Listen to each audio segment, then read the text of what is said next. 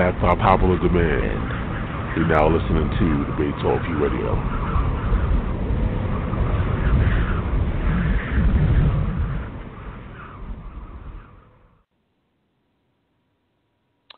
Hey, what's going on, everybody? How you guys doing? Welcome to another show. You're now listening to Season 8 of Debate Talk Radio.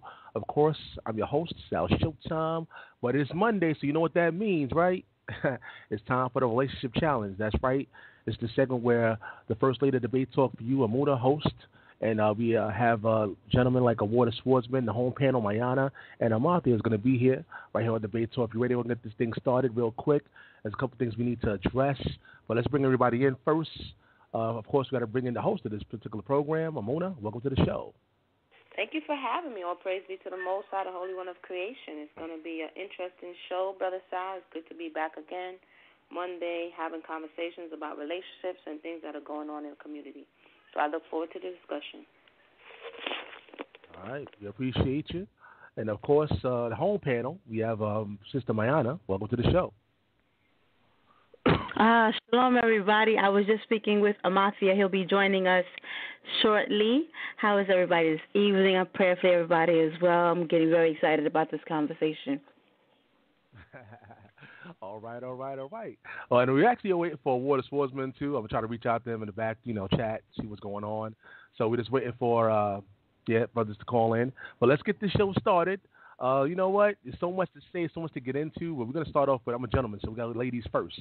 Let's let Amuna kick off and kick it all off. Go ahead, Amuna.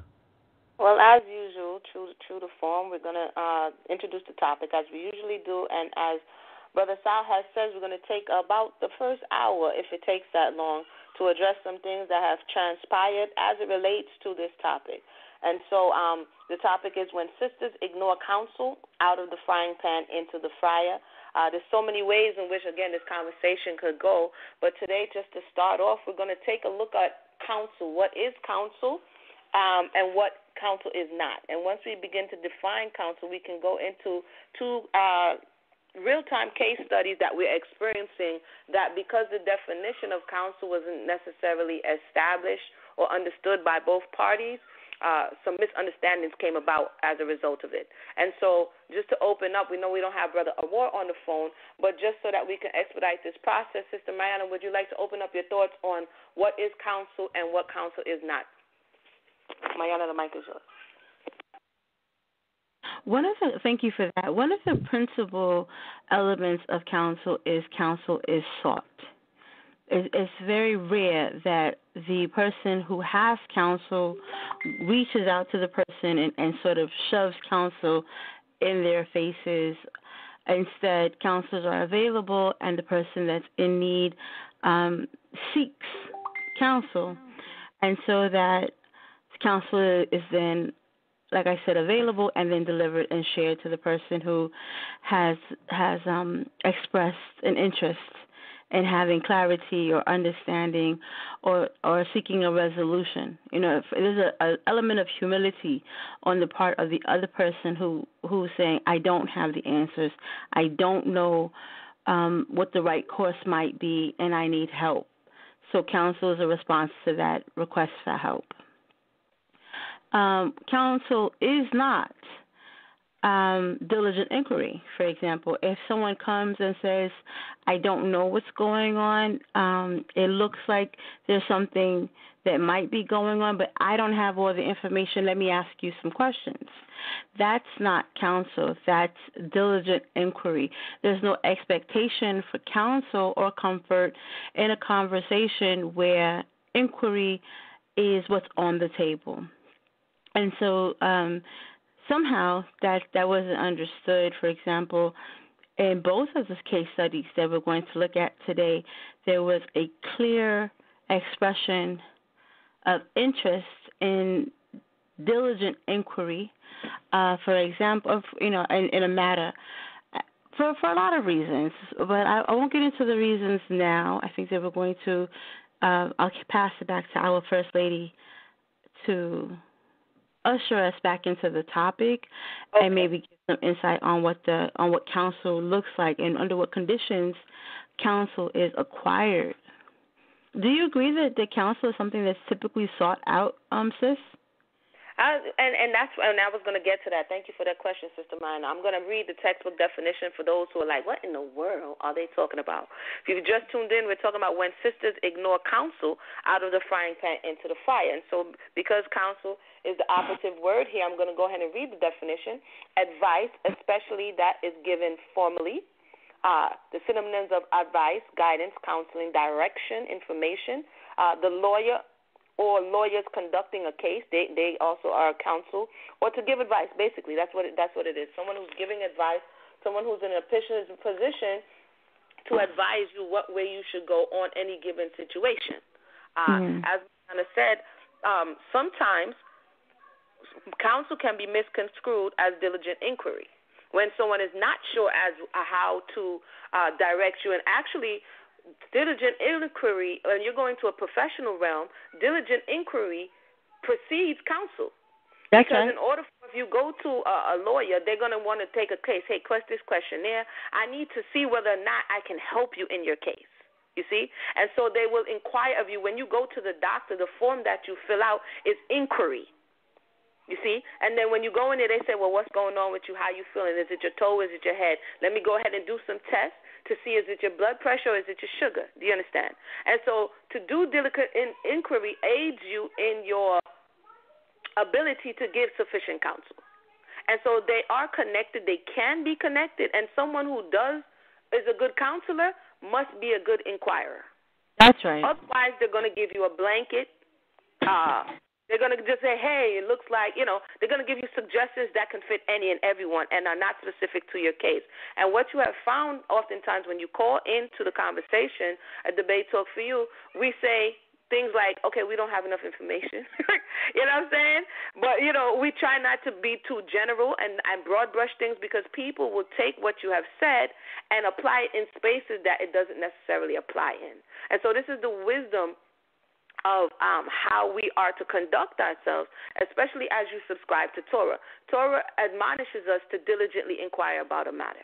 Torah advises us to get witnesses on a matter, and that you cannot go off of the confession of one individual.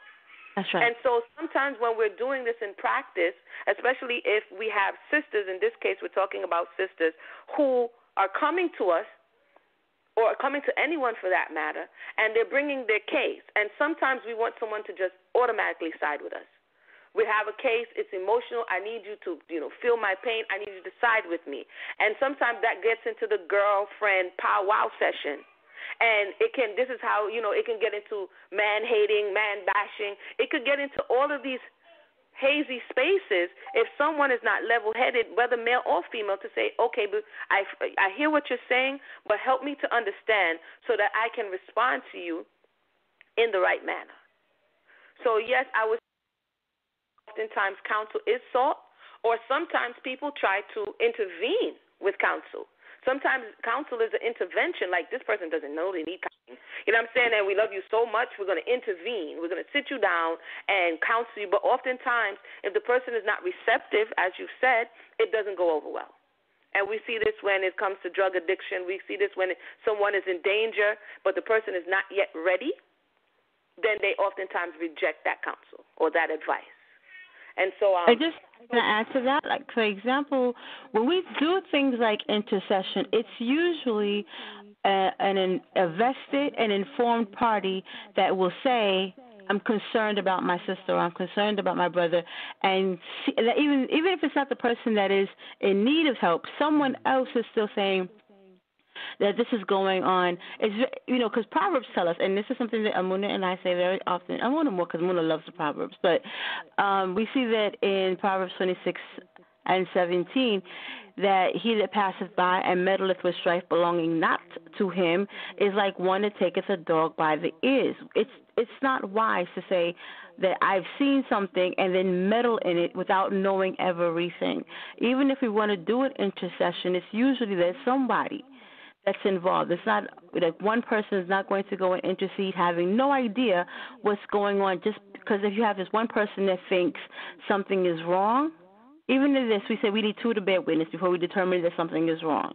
You don't want to go and start diagnosing somebody and you don't have the facts. There has to be some reasonable reason to say, okay, it's not just something that I see. Even the regular things, Amuna, that we talk about, we go and confer with each other first. Does this make sense to you? This is what I see. Do you see that?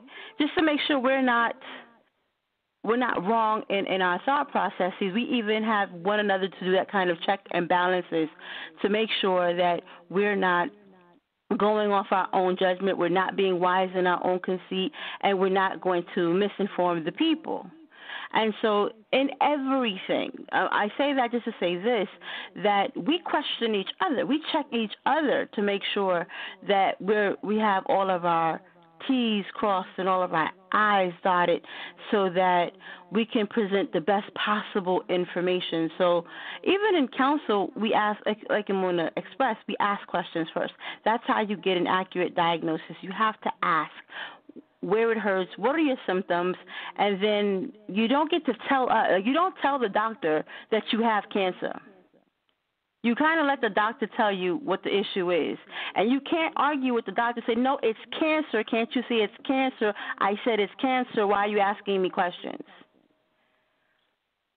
If the doctor is going to say something, the doctor has to know what the symptoms are because they're the ones that you went to for the conversation. And so if the doctor has questions, and that's what you call consultation. That's not what you call counsel. That's consultation. If I can make that distinction and put that out there on the table. Correct.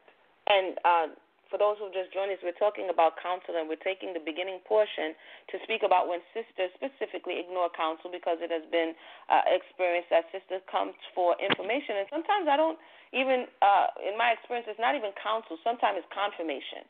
Sometimes we have already decided whatever it is that we want to do or not do, and anybody who has an opposing view or who may be asking questions that may expose our what's the word I'm looking for here? It may expose our intentions.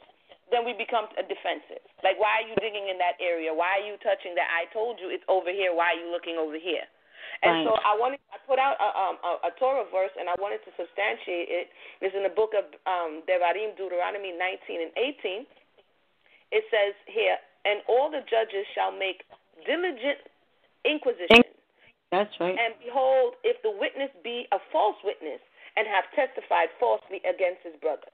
So being that we have the Ten Commandments, and the Ninth Commandment speaks against bearing false witness, it is the responsibility of us, and this is what causes a lot of problems in our community and elsewhere as well. The fact that we are not taking the time to vet the information. This is why we have so much false doctrine. Because we're going emotionally on this doctrine vibes with me, and I'm feeling this right here, and I'm not feeling this right there. And so even in that space, we don't diligently inquire. We get into fallouts with one another. This person is not talking to this person because we did not diligently inquire. So this is not something that it takes rocket science for us to do. It just takes a level of awareness to realize this is a practical application of a law. This law is not gone. It's not done away with. It's something that can keep peace and order in your environment if you implement it. And so I wanted to give you that. That's Devarim 19. Please read the entire chapter.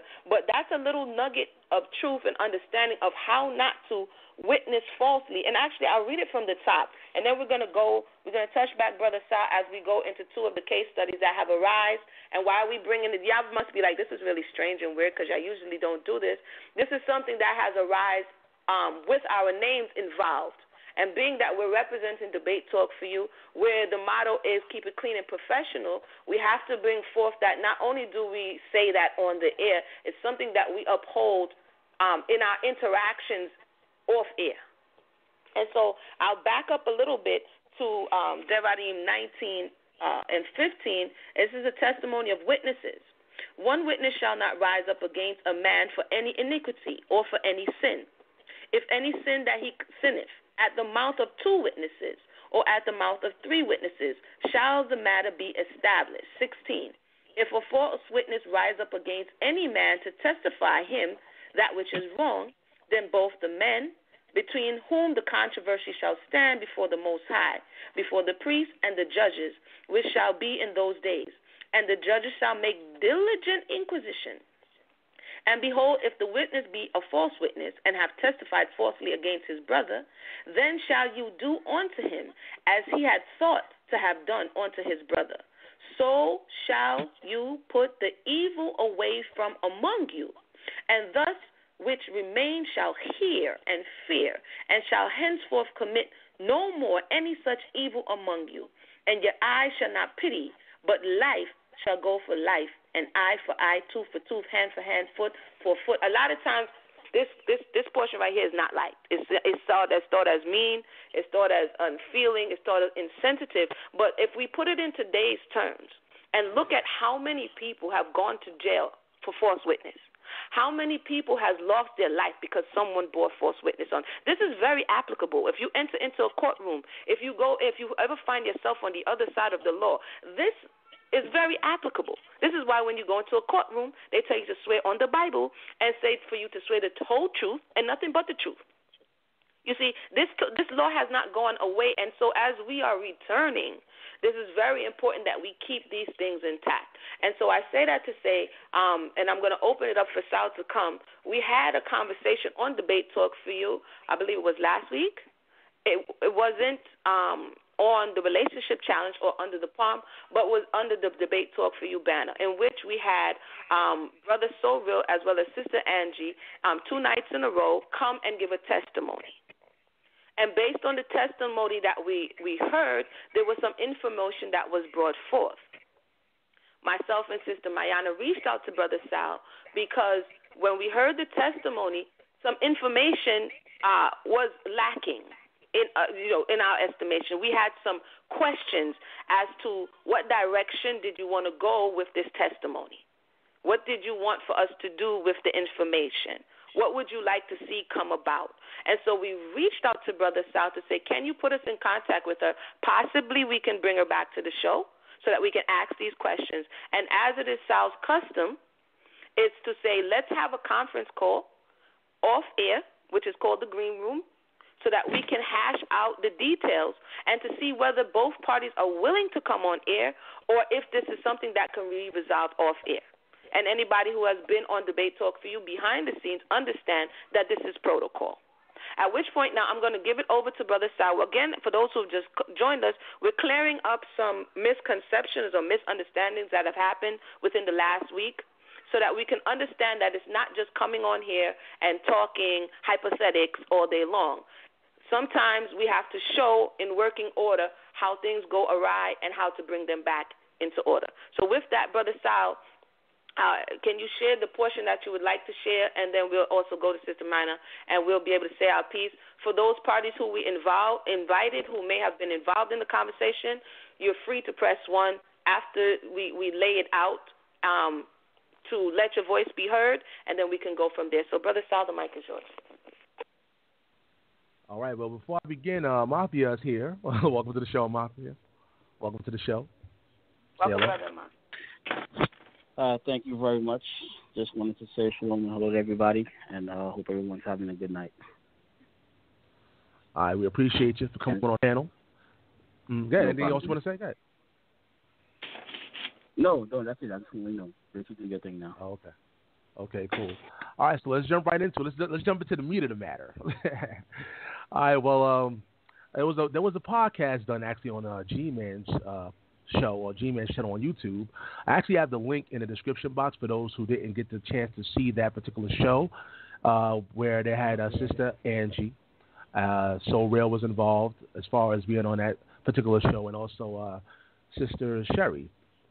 Before I continue, of course, there's apology videos out there, and I want to say, of course, I appreciate the apologies from Sister Sherry and, of course, from the G-Man.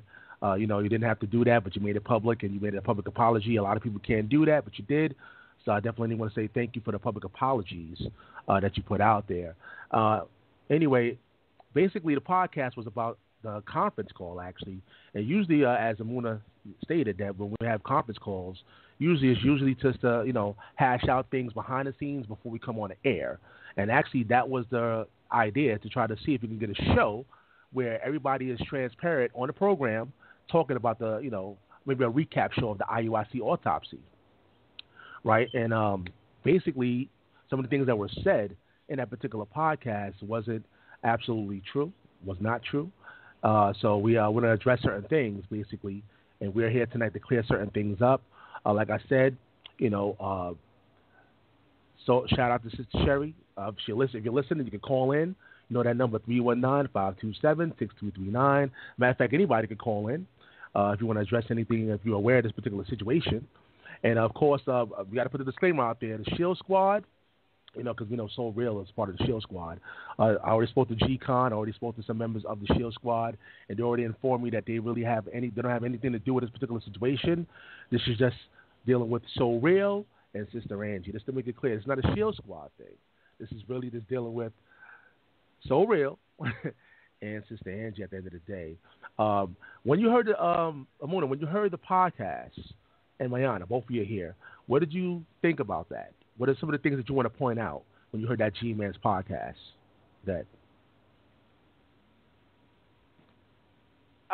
Personally, I didn't.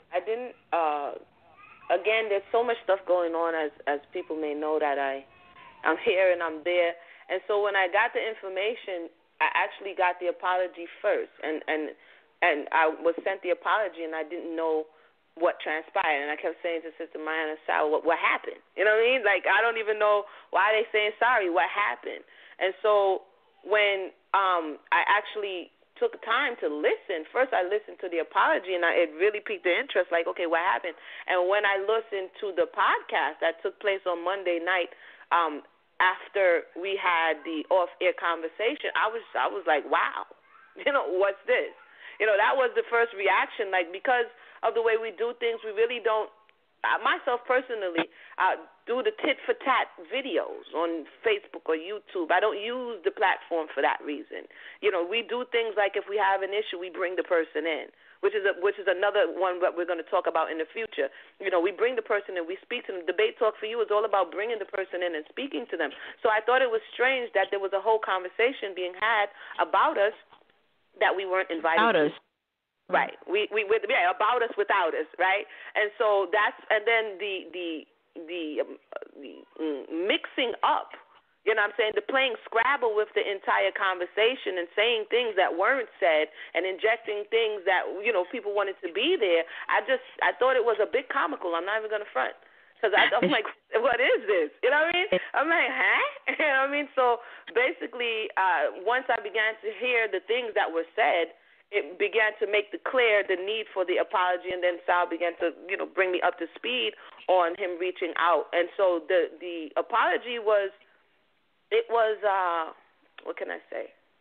It was interesting to just kind of sort through and hear where the individuals felt they went wrong, and the effort that they took to correct those things. But I think that even in that, there is still more to be learned of what we're talking about today, about counsel and diligent inquiry, and the way in which you slow down to process what it is you're hearing, so that you don't go into those spaces, so that you don't overreact about information that hasn't been vetted.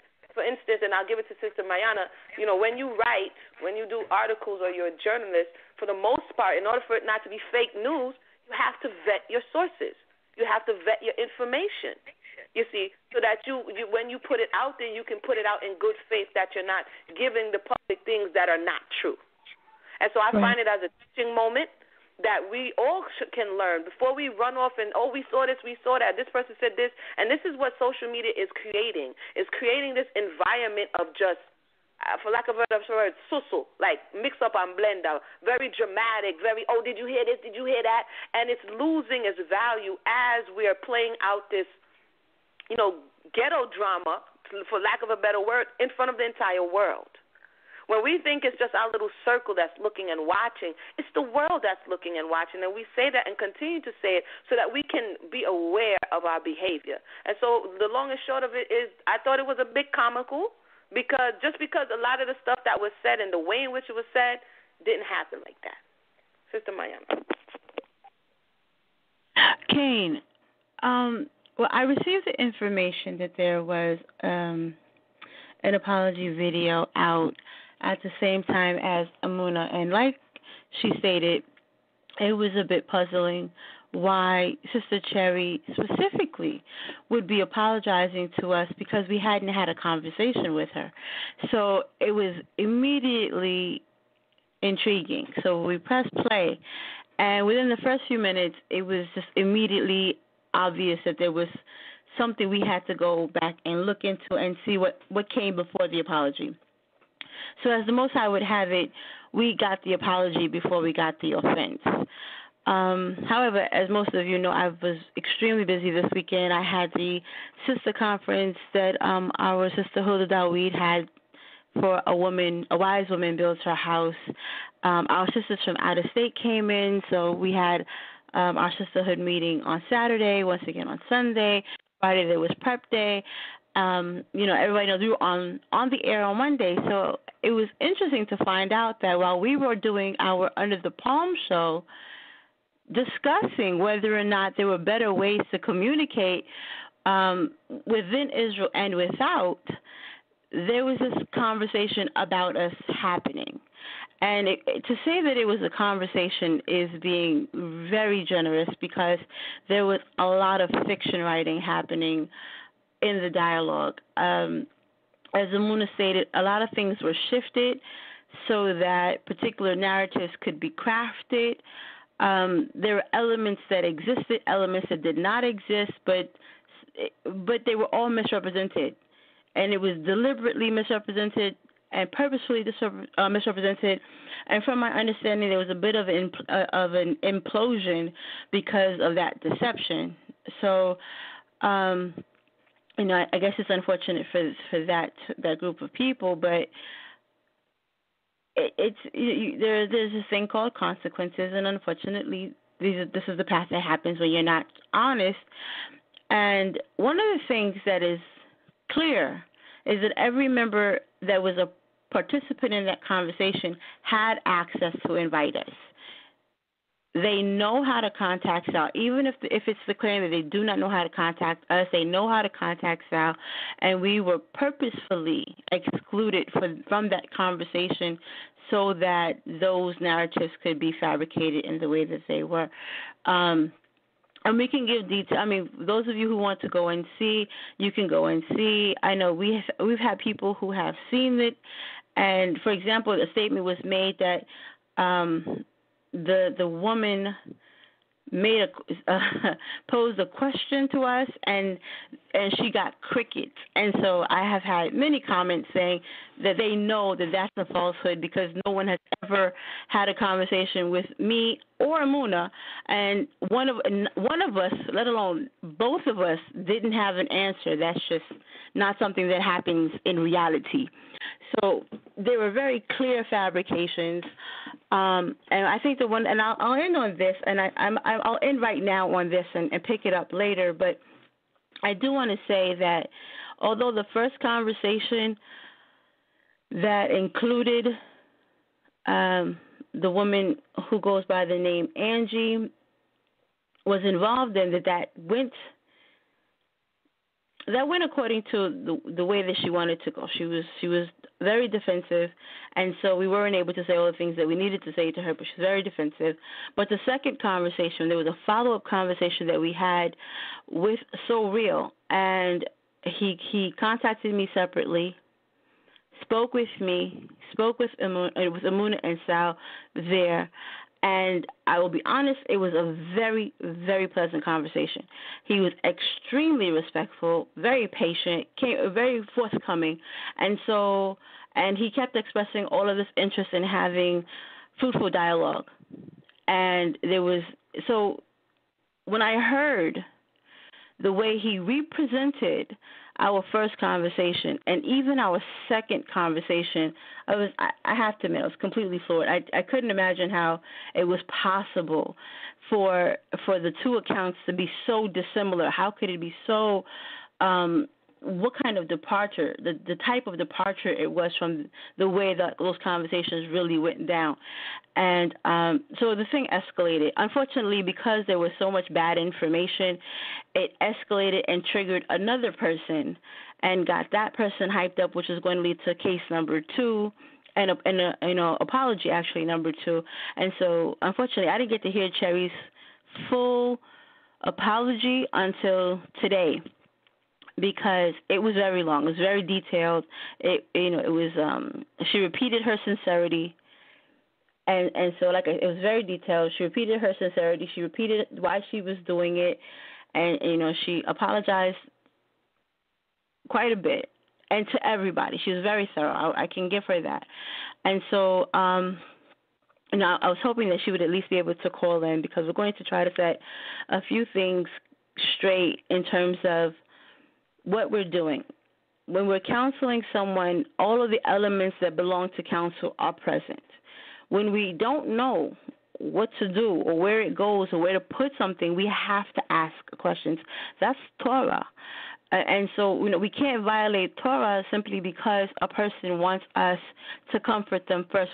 We have to be right. We have to do diligent inquiry, which is a lesson that they were learning also. And it's interesting that we got insulted and we're still being chastised for diligent inquiry, and yet in some of these apologies where that idea of diligent inquiry is being included, because they didn't do that.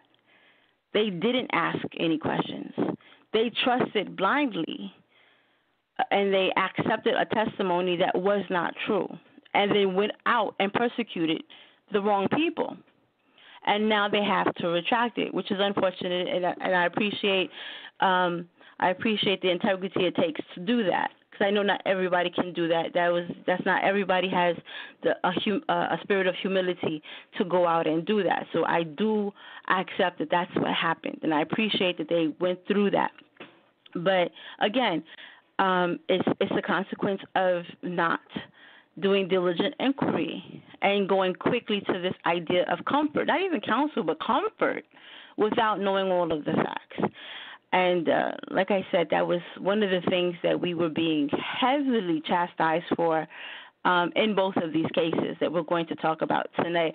I want to go on record, and I'll end with this. I don't know if I said that already, but I'll end with this, that this topic was already in the canon, because counsel is something that as returning people, we're always seeking, because we need to know what's going on. We don't have all the answers. We have relationships that need healing. We have relationships that sometimes there's conflicting information, and we don't know if whose side of the information is correct.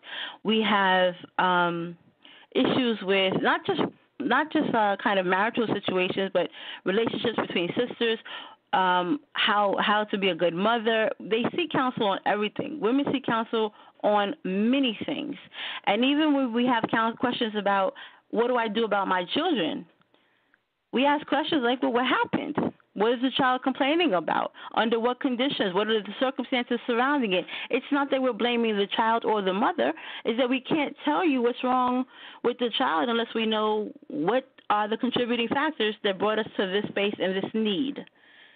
So, that's just like another way that these kind of practices, and because this is something that happens in our community, that is why it was already on the table. And unfortunately, instead of dealing with our community and the things that we need to talk about there, we have to first begin by clearing up some present misunderstandings that involve the name that Amuna, myself, Debate Talk for You, and Sal have spent enormous effort in being as forthcoming and as pure and as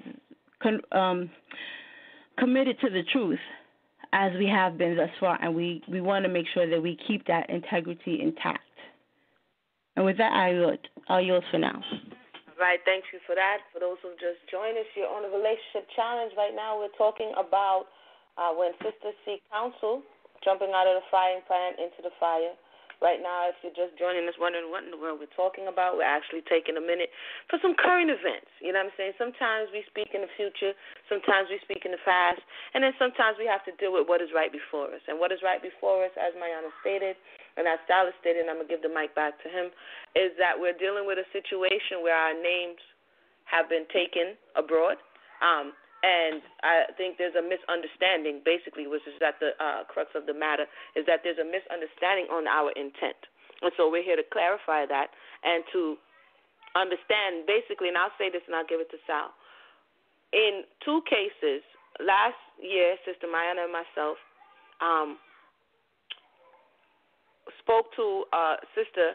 Actually, it was a conversation that happened. I wasn't there. I was come to so that it can be put on at that time, host on YouTube. And so I was the mediator. And there was a conversation that pre-existed between Sister Mayana and Sister Hannah, who we invited to come back into another conversation, hopefully on Debate Talk for You coming soon so we can clear up that matter fully. But essentially it was for diligent inquiry to ask questions about a book that she had published and the things that she was saying. Similar to this case, in that Sister Angie came to So Real came to Brother Sal, and Brother Sal agreed to allow them to come and bring their case twice, you see. And because there wasn't enough questions or enough clarity as to the direction, we wanted to inquire as to what direction did they want this to go in, what did they expect of the platform, what did they expect of the people. And for some reason, that got mistranslated as counsel. But we were clear that it wasn't counsel, it was inquiry. You see, and so sometimes things can be more misconstrued, and then if we don't check, it gets out of control, which is the case in this situation. And so if you're on social media, and you see things pop up and you're wondering, like, what in the world is going on, we're here to bring you the information, give you the clips, give you everything that happened, and as usual, you make your decision and your choices from there. And so thank everybody for joining us and bear with us through this sometimes confusing conversation, as there's a lot of things that you won't know unless you go to the video, and now you're probably going to go to the video and see what did the sister say. So it's like, ooh, what video? Pause, what I'm saying? Debate Talk for You, I'll be back. Woo, what I'm saying? And then you're like, ooh. So we don't want the audience to go in. There's no need to go in. What I mean? It has already been taken care of. The conversation has already been had, as Brother Sal and Sister Manna said. Some of the members, like Sister Cherry, as well as what's the other G-Man. G-Man, have issued apologies for what was said. But even more than that, it's why did it get to that point? And why is this? I would take this as a moment to ask, why do we respond to one another? If there is love, if there is a desire, if there is a desire to rectify whatever the issue is, why go to those levels? You see. And so I'm going to give it over to Brother Sal now so that he can bring out whatever else he would like to bring out on the conversation, and we're going to continue from there. Brother Sal, the mic is yours. Yes, also, I just want to say G-Man also gave me the option of having him take the video down, but I told them purposely, I said, no, don't do that, because I want the people to actually see the content, on that particular video, because we're going to do ours now, and, I want to erase anything. I want people to see what actually happened, or hear what actually happened, so to speak, so that's why it's in the description box. So if you're on YouTube checking it out, or on the Blog Talk Radio, check out the description box. Make sure you go check out the video. And we got to make a few things clear. We got to go back to that conference call. You have to go back to that conference call. Like Amuna said, usually when we have conference calls, it's usually to, hash out a few things before we set up the actual show and put it on the air. And that was actually the purpose of the conference call. And that podcast, that G-Man, the G-Man podcast, basically, when Angie was talking about it, it made it look like we just called her to attack, or just called her to, for strife, and that wasn't the case. When we had the original conference call on that Sunday, I sent the text, and of course, I have all of that stuff screenshot. If we need to put all of that out there, we can. About 2 hours before we had the conference call, and I said, listen, Mona and Mayana, reached out to me in regards to the video with the IUIC autopsy. They want to ask a few questions and possibly do a show in the near future. Do you want to do that or not? And her text was she agreed, and she said what time. And of course, like I said, it was 2 hours later before everything went down. But again, in this particular podcast, it made it seem like we just called and ganged up on them and just had all this ruckus going on. And that wasn't really the case. I mean, did the conversation go great? No, it had its ups and downs. It had its parts where, it went a little left here and there, back and forth on all sides. However, we were trying to get a few things out as far as behind the scenes, so we can try to make a show where we're all on the front lines on Debate Talk for you, talking about this particular issue. Anybody else want to bring anything out about this particular conference call in itself so we can make it clear? Also, when it comes to counsel, I think they mentioned that too, counsel, right, in the video. Let's make it clear. We wasn't giving them any counsel, when we had that discussion. Mayani, want to take over from there? We didn't offer, as Sal stated, he expressed to the woman who's known as Angie that we had seen both videos, that we still had questions, and that we were open to having her back on the show if she had more that she wanted to share with the people. And Sal said, it asked her if she was available and then gave her the opportunity to decline. She said she's available, and she showed up. During the conversation, let the record show that during the conversation, Amuna greeted her and I greeted her. And we were greeted with silence. I had to say to them, excuse me, we greeted you. The first person whose voice we heard was So Real's voice. And he then greeted us and told us he was going to bring in Angie. So Angie wasn't even there. We didn't even get initial contact with Angie. We didn't speak to her until we spoke to So Real, and he brought her in. So this idea that she was cornered, ambushed, attacked, she was cocooned and completely protected until So Real decided to bring her out of the shadows and into the conversation. And I think that it's also important to put on the record that although we asked for an opportunity to ask her more questions for clarity, she got 2 questions off before we even got on the line. She wanted to know if we were members of IUIC, if we were members of the camp.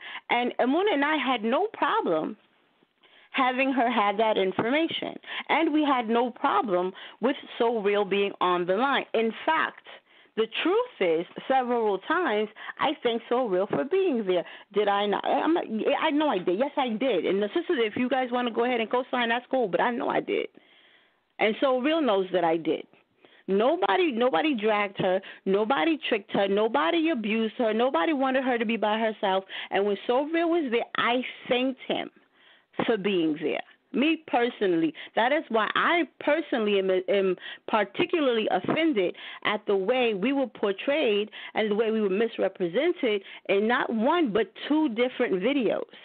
That we were belligerent. There was a point in that conversation where Amuna had to say, listen, I'm not going to let you bully me.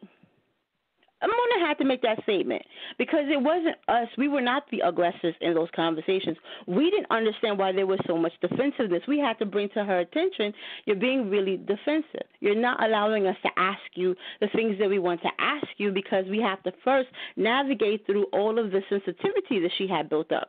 Because, as we stated, she already had these 2 questions.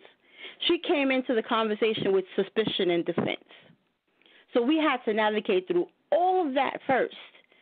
She asked us very specific questions, such as she asked me to do I remember what was going on in both of her appearances on Debate Talk for You.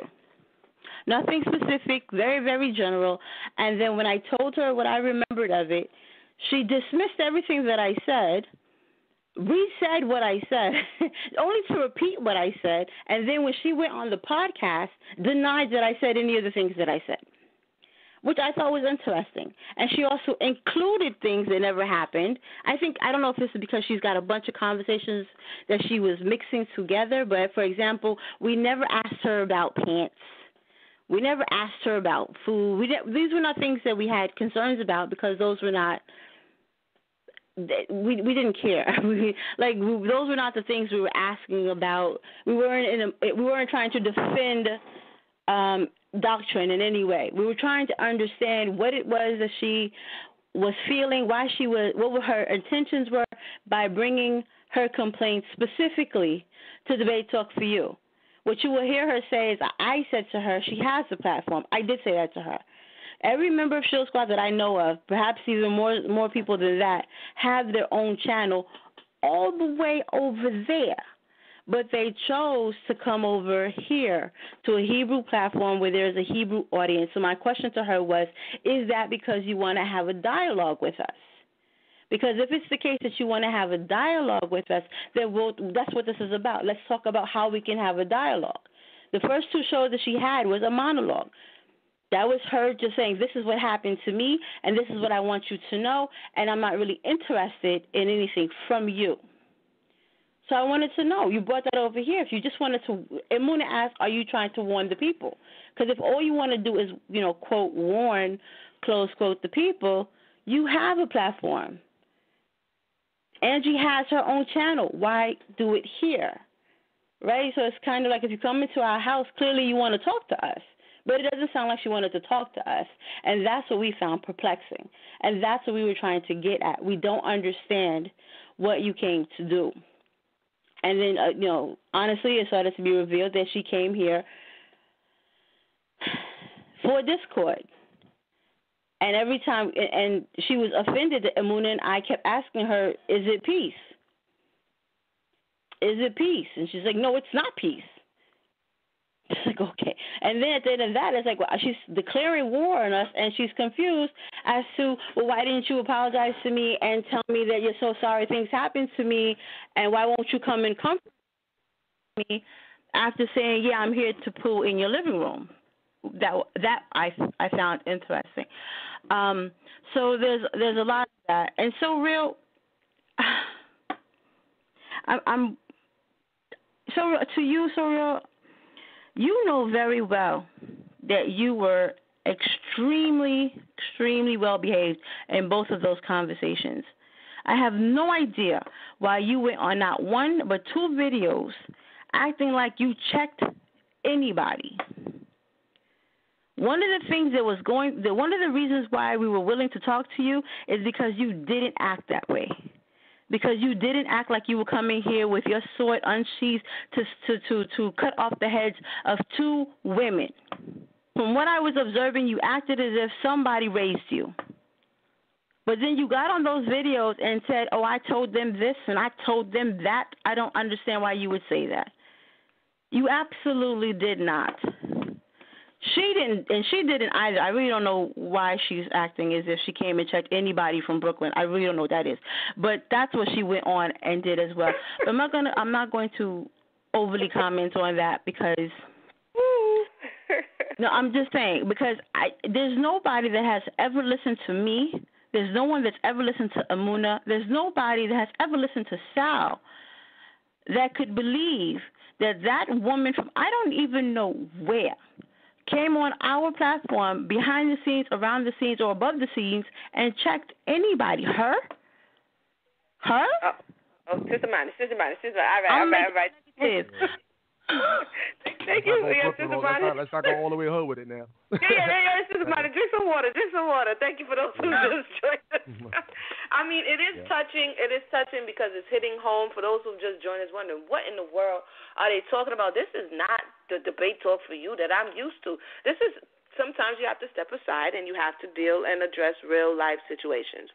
This is a real life situation that has recently occurred, and although I'm not the one usually, as I like to say, for drama in real life, sometimes it comes to you, and you have to address it and acknowledge it, And so that's what we're doing at this point. And as you can tell from the conversation with Sister Mariana, it's just that, like, when you start to think about the things that were done and the way in which they were done, you're like, okay, wow, that was a lot, And so if you don't know what we're talking about, you can take a look at the video so that you could kind of be catched up to speed. But as I said, hopefully this is a teaching moment. We're talking about when sisters ignore counsel. Of course, it would be inclusive of men and counsel, and hopefully it's good counsel. But on the other side of that, we have to understand the difference between counsel and inquiry, as well as if someone, and there has been a lot of conversation on this platform, Debate Talk for You, mainly in the space that Sal allows others with opposing views to come on. In this situation, it's a viewpoint of Christian, quote-unquote Christian, and Hebrew, right? And there's a conversation that when coming into the space, it has been already established that the Christian individual or the so-called Christian who's coming into this space, which is a Hebrew-oriented platform, has already said, I am coming for you. Do you understand? And so when you're looking for the regular reception, of course, we speak out against abuse. Anybody who's watched any episode of anything that we do, we speak out against abuse. We speak out against manipulation. We speak out against bad doctrine. So all of those accusations really didn't hold any weight because they were obviously coming from an uninformed position. But as a Christian who's saying to the individuals, I'm not only going to deal with this particular situation, I'm coming for you as a whole, and this is what we didn't want to guess. We wanted to know for surety, are you dealing with this particular situation in which you want us to speak out against certain things that occurred here, at which case we need more information.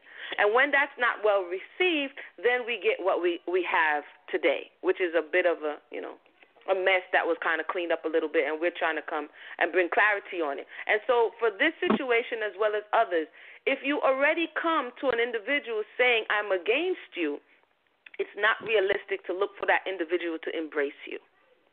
It's just not realistic. They're going to be on guard. So I could understand why she possibly agreed as well as was on guard about the conversation, because she is in a space where the decision has already been made that I don't like these people, that they are a cult, which has been on record and have said several times that this is your position.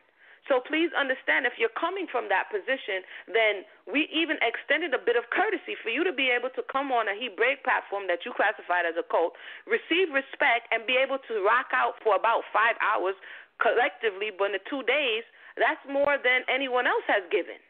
Do you understand what I'm saying? So it's not even in word that we're saying, hey, we're hearing you, but it's in deed. You understand? And so hopefully this is an example, an illustration of how to resolve, if you can, at best, issues that you have. Being willing to hear the other party out, even if you don't agree with them, but at the same time not being foolish. If someone is saying they're coming for you, that means that no matter what you do, good or bad, they're going to view whatever you do in a negative light.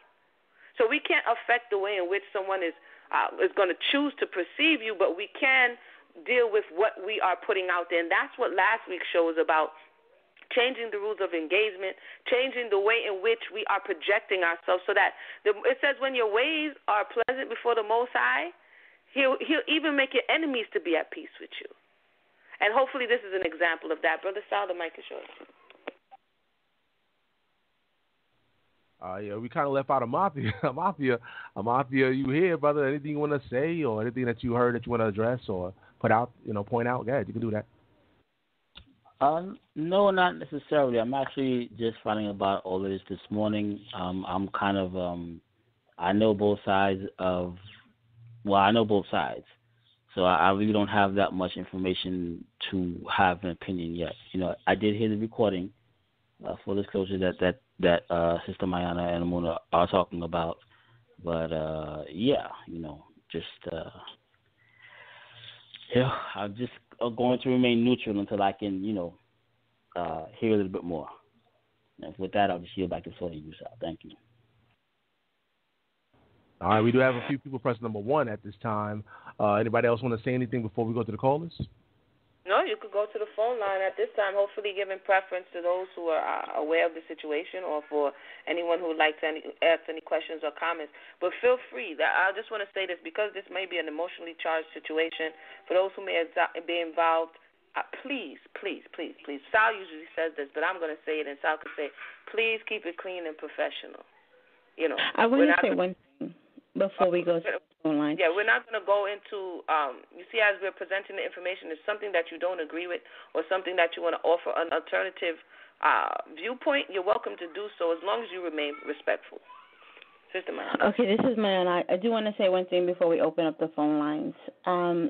For anyone who's curious, we did notify everyone on their side that we were going to discuss these cases. I personally reached out to everyone. It was included in our promo for today when we made the decision to address it. So just so that it's on the record, we're not talking at them or about them without their knowledge. They're fully aware. They have all received invitations to please weigh in. If I seem a bit frustrated, it's because I know I was there and I extended every possible courtesy. So to be honest, I feel very disturbed that happened. And so I didn't get to react. I also knew, so I haven't had an opportunity to really react to it. So I apologize if I started to feel a bit offended because, again, we came to her with the best of intentions, and the way that it got represented is just so extremely offensive that I'm processing it, and I'm affected by that because I'm the one that had a 2-hour conversation with So Real, which means he had an opportunity to warn me that happened on Monday, and he didn't when he contacted me on the Wednesday. And so for me to find out over the weekend, especially after having been around so many beautiful sisters and having such a great weekend, it's still very unsettling for me. So I'm going to yield the mic so that we can hear from the callers. I'm sure it's very unsettling for some of you, and I'm sure all of you have questions also. So I'll yield the floor to the people. All right, before we go to the phone lines, I just want to put something else out there. This video was actually done last Monday. I didn't find out about this video until last week Friday, actually. So last week Monday, the video was done. I found out about the video on Friday. Mind you, I got a call from Sister Angie and So Real on Thursday wanting to come back on the show. So this video was already done. You know what I mean? I'm like, wow, okay. But I found out everything on Friday, what transpired, what happened. So, and the So Real, I spoke to So Real, man to man, and I told him basically, I was upset, still upset, of course. But I told him when it comes to the situation, Sister Angie, she did what she did.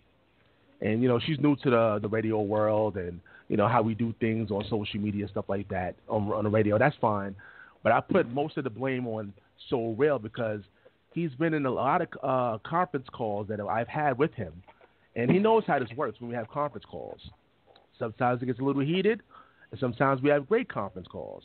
However, we never put anything that happens in the conference calls in the forefront. You know what I'm saying? That's why we do things in private. So when we do things in public, it comes out more professional and everything comes out great.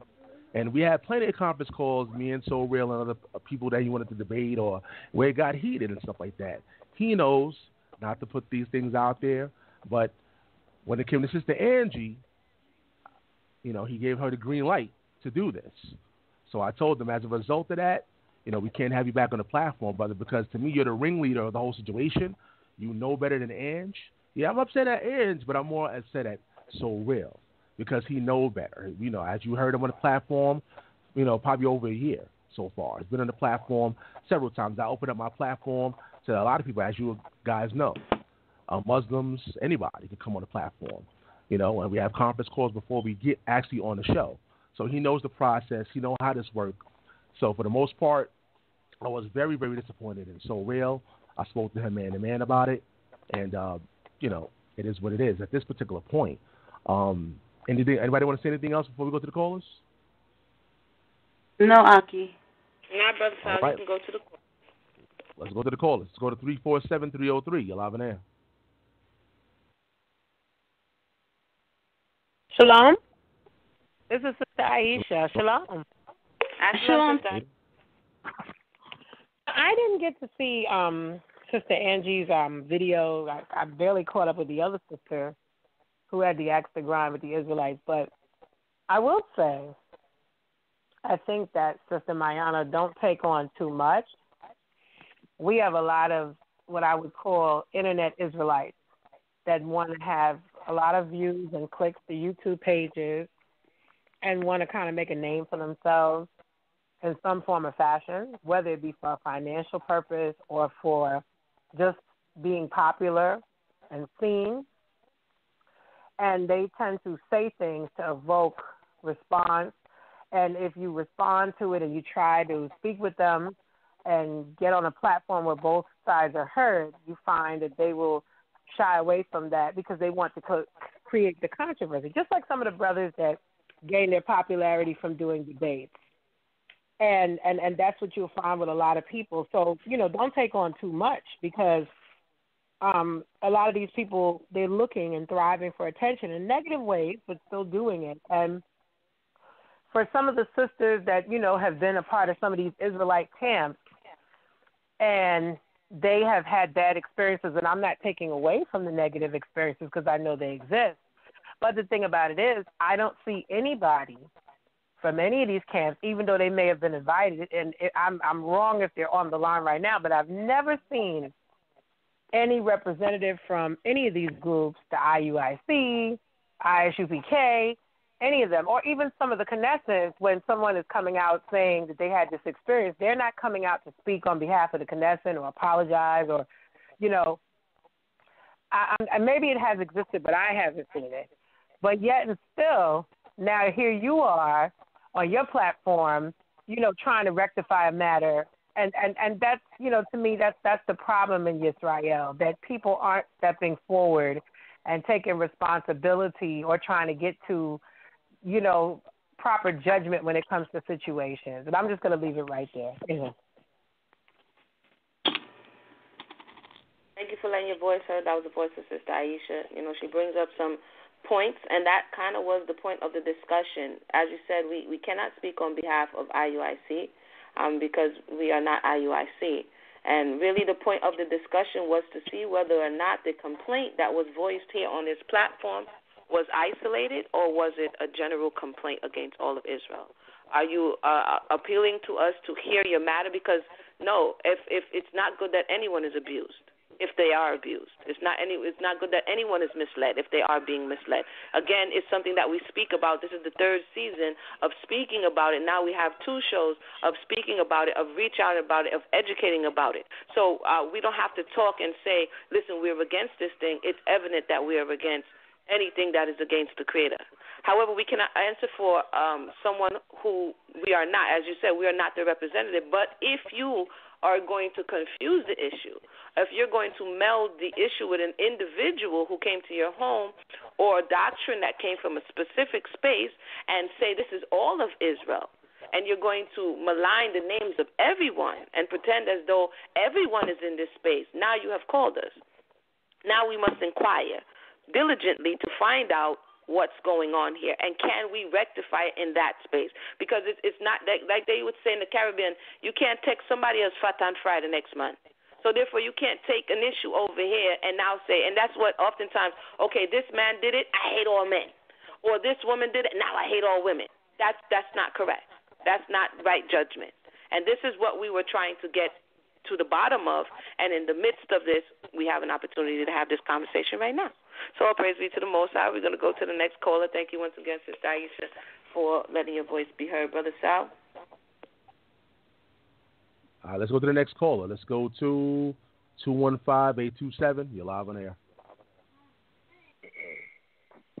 Hey, shalom, everybody. Shalom. Shalom. I got in a little late, but I guess it's back to the Christian versus Hebrew versus, and it's always going to be a problem because you have 2 sides.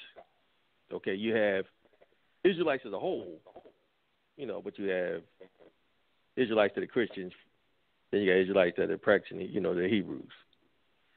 Now, if you're talking about being an example, and it's not insulting, but, you have 2 different representations of viewpoints, or should I say, two representations of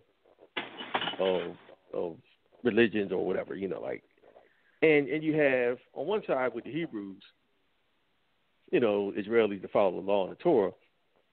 You have an all-seeing, all-powerful deity that takes no losses on anything at all. Then on the other side, you have a deity that for all intents and purposes, was like beat up, and but that's the representation, strung up on a cross, the whole 9 yards, right? So it's like it just comes down to just simple. I mean, just dignity. What represents more dignity? So you have, of course, Christians hold up Yeshua. That's like the number one representative. But, what happened is not really what happened to him as far as the story goes is not really, like it's kind of bad. Like that's your representation. Okay, you have, we're looking for salvation, and it's kind of such a bad example if your deities get beat up. That's the claim to fame for most Christians, is that this is what we represent, and they really can't disown it. But then when you really look at it, it's like, okay, in this existence on the earth, is this the kind of example that I want to set for my kids? Because there's a lot that goes with that. And then, of course, people are going to have a problem with it, because it's like, listen, we getting out here bashed in left and right. We getting foot kicked up up and down, what? And it's like, we have to have a deity that represents that particular thing. And how do you represent that in a dignified manner when we know that that's part of the problem that's holding us back, and that the true living power that can't be touched, that don't take losses, that would never get beat up. Okay, you can't even so much as be unclean around this deity, before you get wiped away. That's more of a true representation of what the Creator and our all-seeing and our all-knowing power is. So, in respect to the Hebrew Christian thing, it's always going to be a problem, because you got like night and day when it comes to just a simple symbolic representation of what it means to be whatever, like a Christian or Hebrew. So with that's all. That can never be resolved. That can never be resolved. It's like some people are like, listen, it's no way I can have this. I can have a Christian deity represent me, and I really don't know what the angle is with the Christian side of things, because it's like, what's there not to see? The Creator, the Torah represents the Creator having our best interests at heart, puts us first always, never being servants to anyone, to any nation, to any people. But Christianity represents that also, of being a servant. You're always going to be taken advantage of. There's plenty of verses in the New Testament, let people spitefully use you, turn the other cheek, let people slap you around, and all of that. There's some people that just ain't with that. And I'll close with this. You got some Messianic Israelites that wouldn't even take that kind of butt whipping that Yeshua took. So they got to like kind of disown the Immaculate Conception, and then it's like, okay, you ask some of some Messianic Israelites, some hardcore brothers. It's like, dude, would you take that butt whipping the JC took? They'd be like, hell no. They wouldn't even do it. So how do you reconcile that? It's just kind of crazy when you think about it. But I'll stop right there. That's it. Thank you so much. Thank you so much, brother, for calling in and letting your voice be heard. I think for what I could gather or glean from the conversation, what you just brought forth is kind of what was at the crux of this misunderstanding, if we can call it that, is perspective. That's what you're talking about, perspective, the way in which you come to the conversation, the way in which you're processing what is happening to you, the way in which we misconstrue counsel for inquisition, or not necessarily inquisition, but inquiry, where you're coming from in this. And so, again, as I said, just being who I am, is everything is a teaching tool, everything is an opportunity to learn from. But first we have to acknowledge that, yes, as I said, for those who are going to go listen to the conversation, I personally there is a Christian Hebrew element on one side, but that's not. And I think more it is like, oh, they're Hebrew and they're Christian. That's the perspective that is coming at us. But more so, it's for myself personally, it's not let's say, oh, you're Christian, I don't want to hear you. It's okay, you're coming under that banner, you're saying these things, and now we have a right to find out what we need to do with this situation. And the thought that we don't need to inquire, or the thought that we should just accept what is given to us, that's for more than anything, that's what took me aback, like, huh? You know what I'm saying? And so it's kind of like this entitlement thought process. I'm bringing this to you.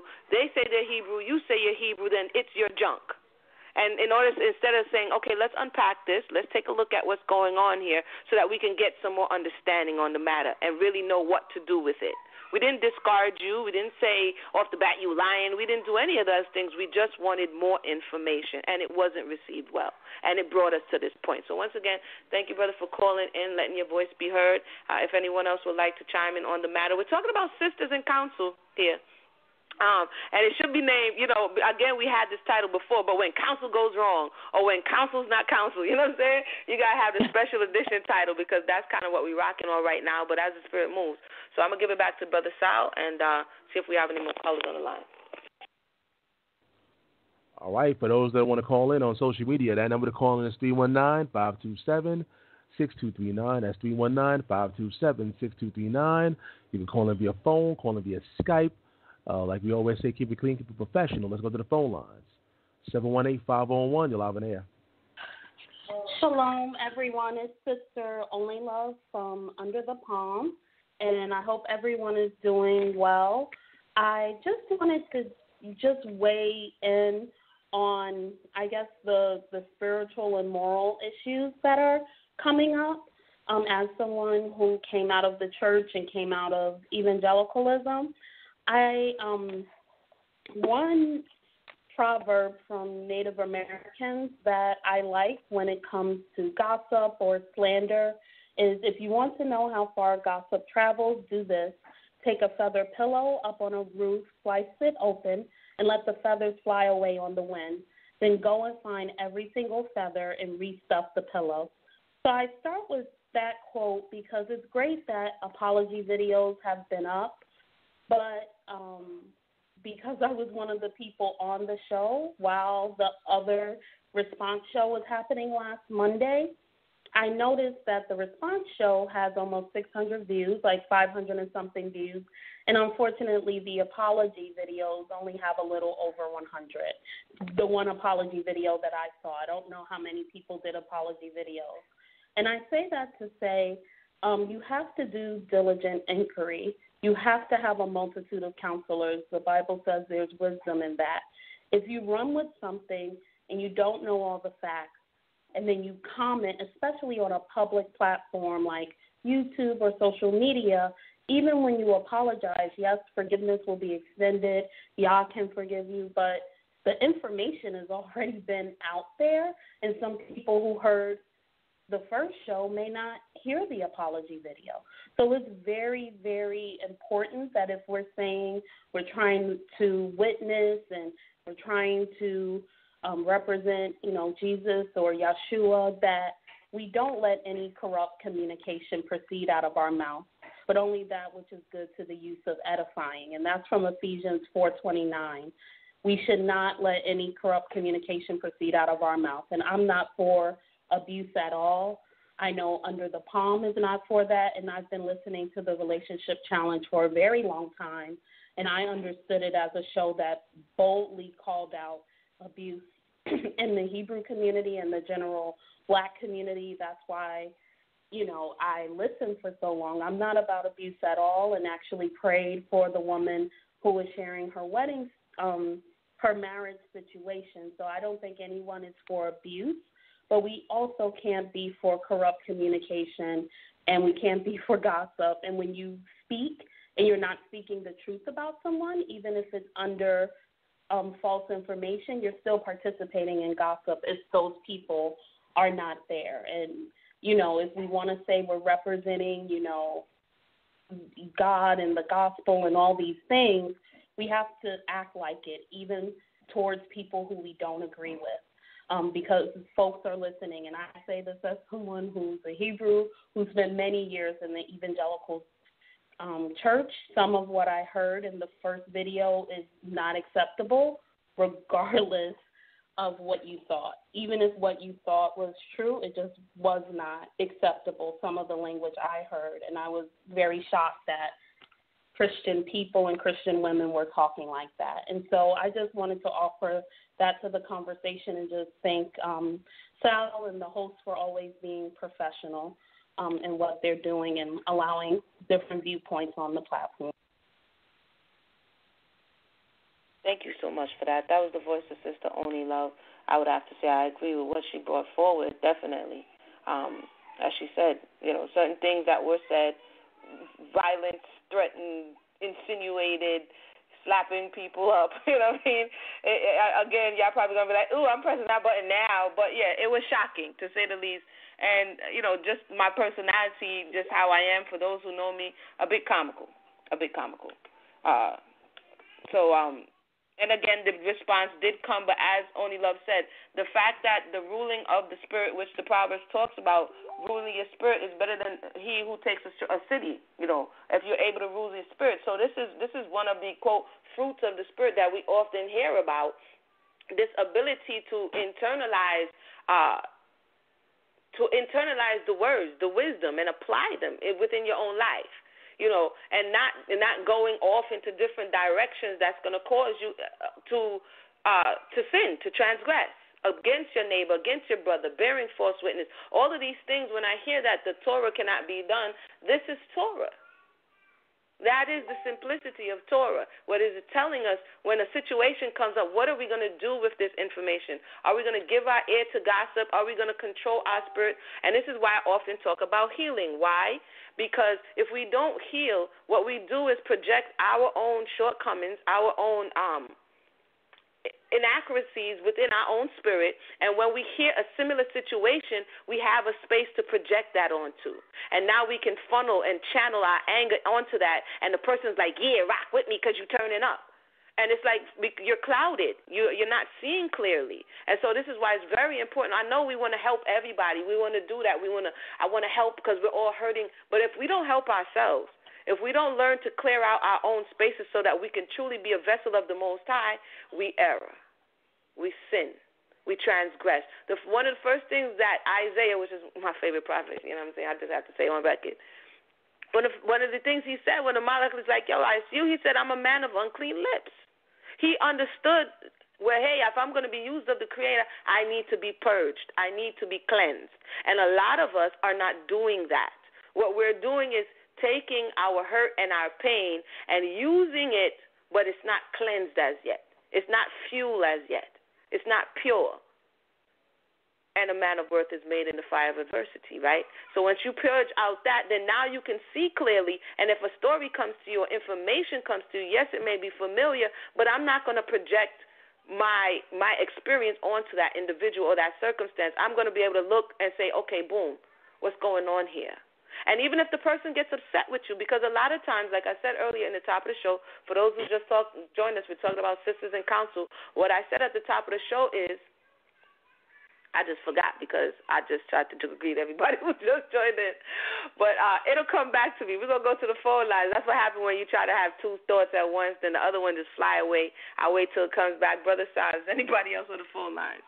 And then we're going to check on, we're at the 9 o'clock hour, actually 9:30. So after we speak about this, I would say this is not back and forth. If you've been tuning in and you join us, I personally don't do the back and forth. This is not a back and forth platform. You know what I'm saying? In that respect. Like, oh, you do a video, I do a video. Nah. So we're speaking about it, and we gave those who are involved an opportunity to come and speak about it. And then after this, hopefully, it's done, And so, Brother Sal, the mic is yours. All right, family, once again, the number is 319-527-6239. This is the Relationship Challenge segment on Debate Talk for You. We appreciate the family that's tuning in via phone and via Skype and on social media, checking out the show. We just addressing some things that's been put out there. And like I said, we're going to have that video, G-Man podcast, in the link in the description box And again, shout out to the G-Man because, again, he gave me the option. He said if I want to take it down, I can take it down. But I said, no, I want the people to see. I want the people to hear what transpired. I want them to hear our conversation as well. We're not running from the situation. We're here talking about it. As a matter of fact, I'm going to put the apology videos as well in the description box. Again, much love and appreciation to the G-Man who apologized, and, of course, to Sister Sherry who apologized sincerely. And actually, So Real did an apology video, but he actually took his down. He took his down. So, again, shout out to the people that had the apology videos. We appreciate y'all. Let's go to the phone lines once again. Let's see who's here. Let's go to 716-541. You're live in there. Thank you, Sal, for taking my call. And I would like to say good evening to the young ladies on the panel. Now, I've been on the phone, since the show started, and you're talking about an incident that happened, and it sounded like it really did get out of hand, but through all the talking and all that, I actually have to go and view the video. What was the disconnect? What happened? And why is there a disconnect between the church and Israel? This is the voice of Mayana. Thank you so much for calling and asking that question. What it appears to me is that we came through a very particular channel. We wanted to stay within Torah guidelines. We wanted to make sure that we made diligent inquiry, that we asked appropriate questions so that we understood the situation without assuming anything. There's also the element that we heard the testimony, but we were aware that we were only hearing one side of the testimony, which is already very uncomfortable from a Torah perspective. And so we wanted to invite her into having a more intimate dialogue with us because the testimonies were also fairly one-sided. They were geared to be one-sided, where only the testimony was being heard and there was no one else to kind of, as Amuna said previously, kind of vet some of that. And so Amuna and I, if you've heard us before, we're very solution-minded. We're very invested in our community and in right ruling in terms of the Most High's right ruling and not our own. And so we were very much invested in finding out what the backstories were with as much detail as we could possibly get so that we could know what the next steps should be. And that was interpreted as offensive. You mean? Are you saying the backstory of the Torah? Or no, we were asking the woman who made a testimony.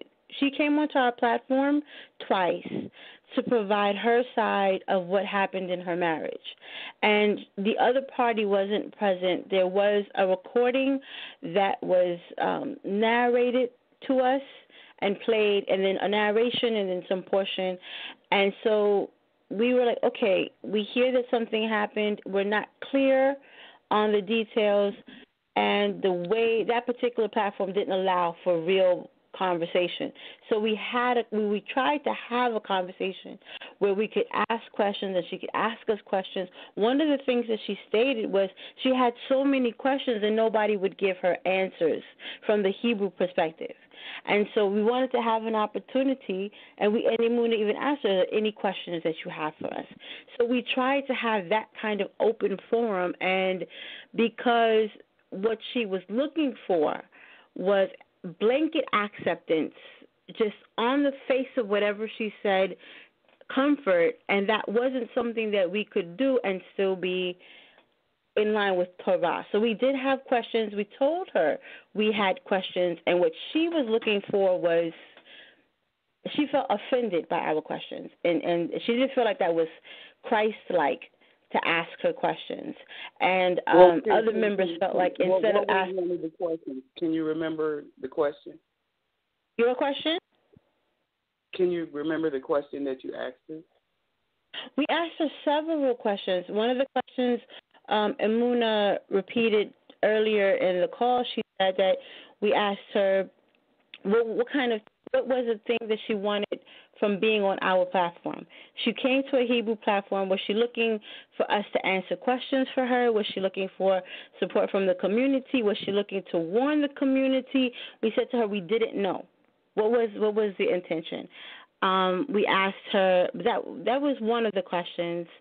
I don't recall all of the questions, but that was one. We asked hold on. her. Emuna, do you remember all of the questions? Some of the questions were basically what she wanted you guys to do is use, as you quote, Torah to tell her what she was supposed to do. Not personal opinions or what I think or me or you. What it says in the Torah. And when you say Torah, do you just mean the first 5 books, or do you mean the whole Bible? Okay, no, sorry. What you said is that she wanted us to tell her something from Torah, and I think that what we're trying to express to you is that she wasn't looking for us to tell her anything. She wanted to tell us and have us accept and not ask anything. She wasn't interested in Torah, and she wasn't interested in us asking questions for clarity, because initially we just needed clarity. We said we don't understand some of the things that you're saying, and we have questions about the things that you did present. And she didn't ask us anything, and she didn't tell us she wanted anything from Torah or anywhere else from us. Even that's one of the things we wanted to know. Yeah, I think I remember that call where she said that the husband said that she is to follow the laws, the statutes, and commandments, and she asked him what were the laws, statutes, and commandments, and he didn't know. Right, that was her testimony, that she asked questions and she didn't get any answers. So she had an opportunity to ask us. We gave her, do you want to know the answers to those questions? She didn't want to ask us anything. That is what I'm trying to share with you, is that although we gave her an opportunity to do some of those things, to say, you know what, I asked questions and you guys didn't answer me, so maybe why don't you answer me? She didn't even do that. Okay, that would have been fine. I would have been fine with that. I would have loved if she had asked us those things. Okay, well, I'll ask you. If somebody adopts a belief and they're so sure and they're dead set in it, you should know everything there is to know about it, or at least most of it. Now, by him not knowing what the laws, statutes, and commandments, does that mean that he's been indoctrinated? That would mean that he had been studying for under a year and didn't know everything in the Bible, and possibly didn't have the answers that she needed as someone who was newly learning.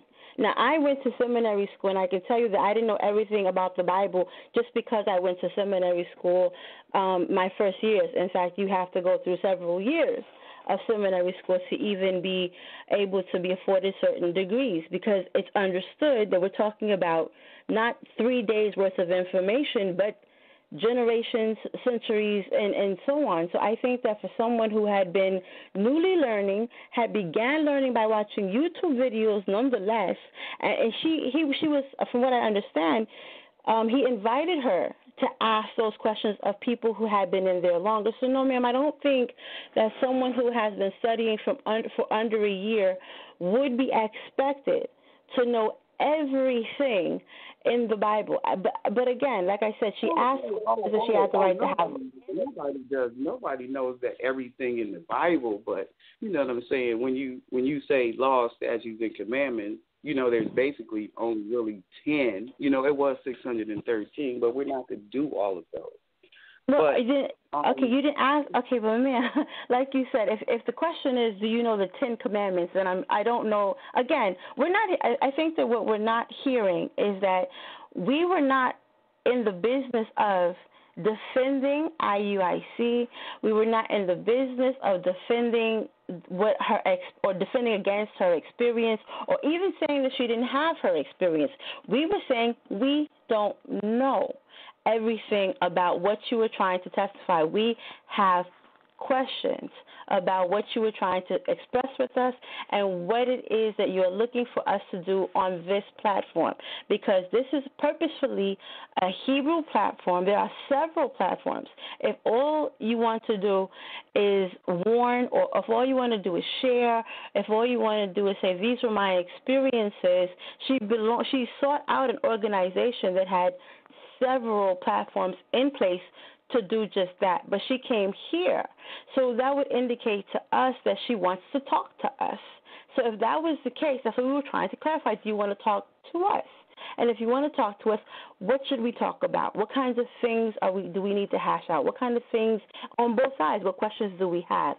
And that was the purpose of the conversation, which never got to come to fruition because there was this introduction of suspicion and defensiveness that Emuna and I weren't prepared for, because it's not what we came to her with. That wasn't the spirit we came to her in. So it was a bit alarming to be confronted with it.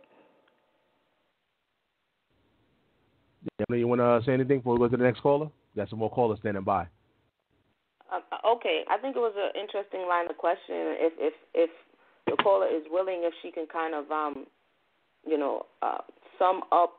If was it something specific that she wanted to understand, or did she, just wanted to ask various questions to shine more light on the conversation? So essentially, is there like a summary of the topic? Yeah, you're back. Yeah, Doris. No, it was a very, very good topic, and and I was glad, that you guys gave her that platform to do that. I mean, her marriage, that was, she was fighting for her marriage, so that it was beautiful that y'all gave her that opportunity to come on. But then when you look at the political side of it, that's what everybody, well, what you going to say or how you going to say it, you know what I mean? So, that's probably what happened.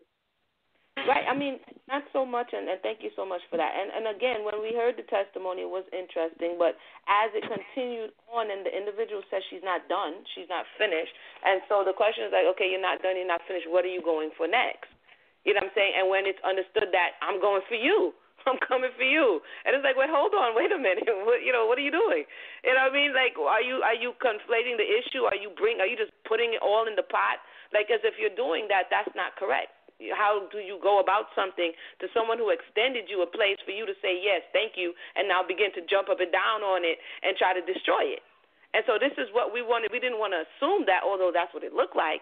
We wanted to know for clarity, is that what you're saying? You see? And so thank you so much for that. We'll definitely appreciate your input, and we'll take the next caller.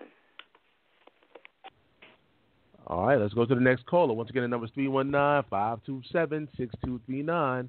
You know that number. Put it on speed dial. When you call in, press number 1. We'll bring you in the conversation. Let's go to 443-815.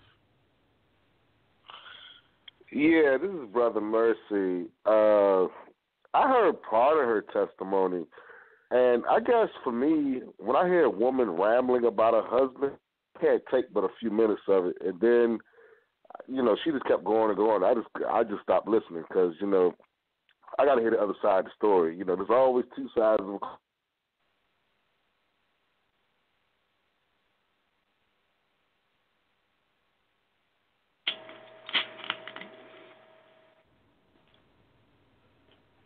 Brother Sal, are you still there? Yeah. I can hear you. I guess Brother Mercy got cut, man. Oh, man. All right. Yeah, try to call back in, man. Yeah, call back when in. When they had problems. Hold up. Yeah, I guess you got some. There you go. I can hear you now. I think you had some signal issues over there, brother. We couldn't hear it. We missed a minute of what you said. Yes, go ahead. Okay. Now, what I was going to say is that anytime you're listening to married people fight, you always, and there's only one person telling their side of the story, most of the time, you're going to get blamed for listening. I mean, that's what's going to happen. And anytime you got one side of the person, I don't care if it's a man or woman, but anytime I hear a man complain about his wife more than 5 minutes, I can't take it no more because it's never just one side. It's two sides of a coin. And like I said before, anytime you listen to one person ramble, about their spouse, they're going to end up blaming you for the problem. And all you doing is listening. So if they're blaming you for the problem, obviously they got a problem. So, and they got to fix their problem before they can fix their marriage. And I think that's what happens a lot of times in marriage. And the worst thing you could do, they'll talk bad about their spouse, but don't you talk bad about them, because if you do, then they'll blame you for talking bad about their spouse. I mean, it happens all the time. So I just wanted to say, ladies, and I'm saying you talk bad about a spouse. That's not what I'm saying. But like I said, you would listen for a long time. They'll start blaming you.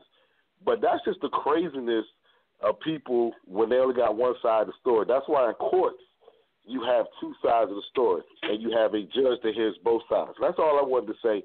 You got to always hear both sides. I don't think you should have put a time limit on that lady running her mouth and say, well, look, you got a couple minutes to say what you got to say. Now we need to hear the other side. Or you got a couple minutes to say what you got to say. Now tell me what your problem in the relationship is, And, I heard it for a few minutes. I had to stop listening because all I hear talking about is all the things wrong with him. So that's my take on it. That's Brother Mercy. Brother Mercy, we can always count on you to call in and let your voice be heard. Thank you for that. I would have to agree that that's the other component that was missing. It was the, the desire to say, okay, this is my testimony, and that was something that was repeated. This is my testimony. What part of my testimony did you hear? And it was the other part of it. You know what I'm saying? Like, thank you for sharing, but we need to hear the other part of it. Otherwise, how far can we go with it rightfully? Right. And so that was one of the concerns. And agreed, Brother Sal did give a lot of time to share something that needed more sourcing, and that's kind of what we had to do on the other side of it, and it brought us to this point. But again, like I said, teaching moment, everybody, teaching moment. Sister Minor, what do you think on what Brother Mercy just said? Well, I want to say that I agree with a lot of that. In terms of, as we've already established, there was a lot of time afforded to her to say what she wanted to say, to present it in the manner in which she wanted to present it, and there was a lot of narrative. There was a lot of guided kind of information provided, and it reminds me of the 18th proverb, the 17th verse that reads, "He that is first in his own cause seemeth just, but his neighbor cometh and searches him out." And what that proverb, what that wisdom saying is saying that the first person that says or presents a matter will always appear as if they are the right one. And so on first blush, at first glance, then we're going to side with the person that has provided us with the information. But then there's someone else that comes and searches out the matter. And it's with that type of balance that we come to a righteous conclusion, because we can't have just one side of any matter and come to a righteous conclusion. And that is what we were trying to do. And I understand there's all of this sympathy, and it's like, wow, she said these things happened to her. How could you have any questions after that? But the proverb tells us, we have to ask. We're supposed to ask. And I know a lot of people that are coming out of the church, or even a lot of our more sympathetic Hebrews, Israelites here may not always want to ask those kinds of questions. And the idea that Emun and I were looking for, 2 or 3 witnesses, and we keep saying Torah. I heard the caller ask, are you only talking about the first 5 books?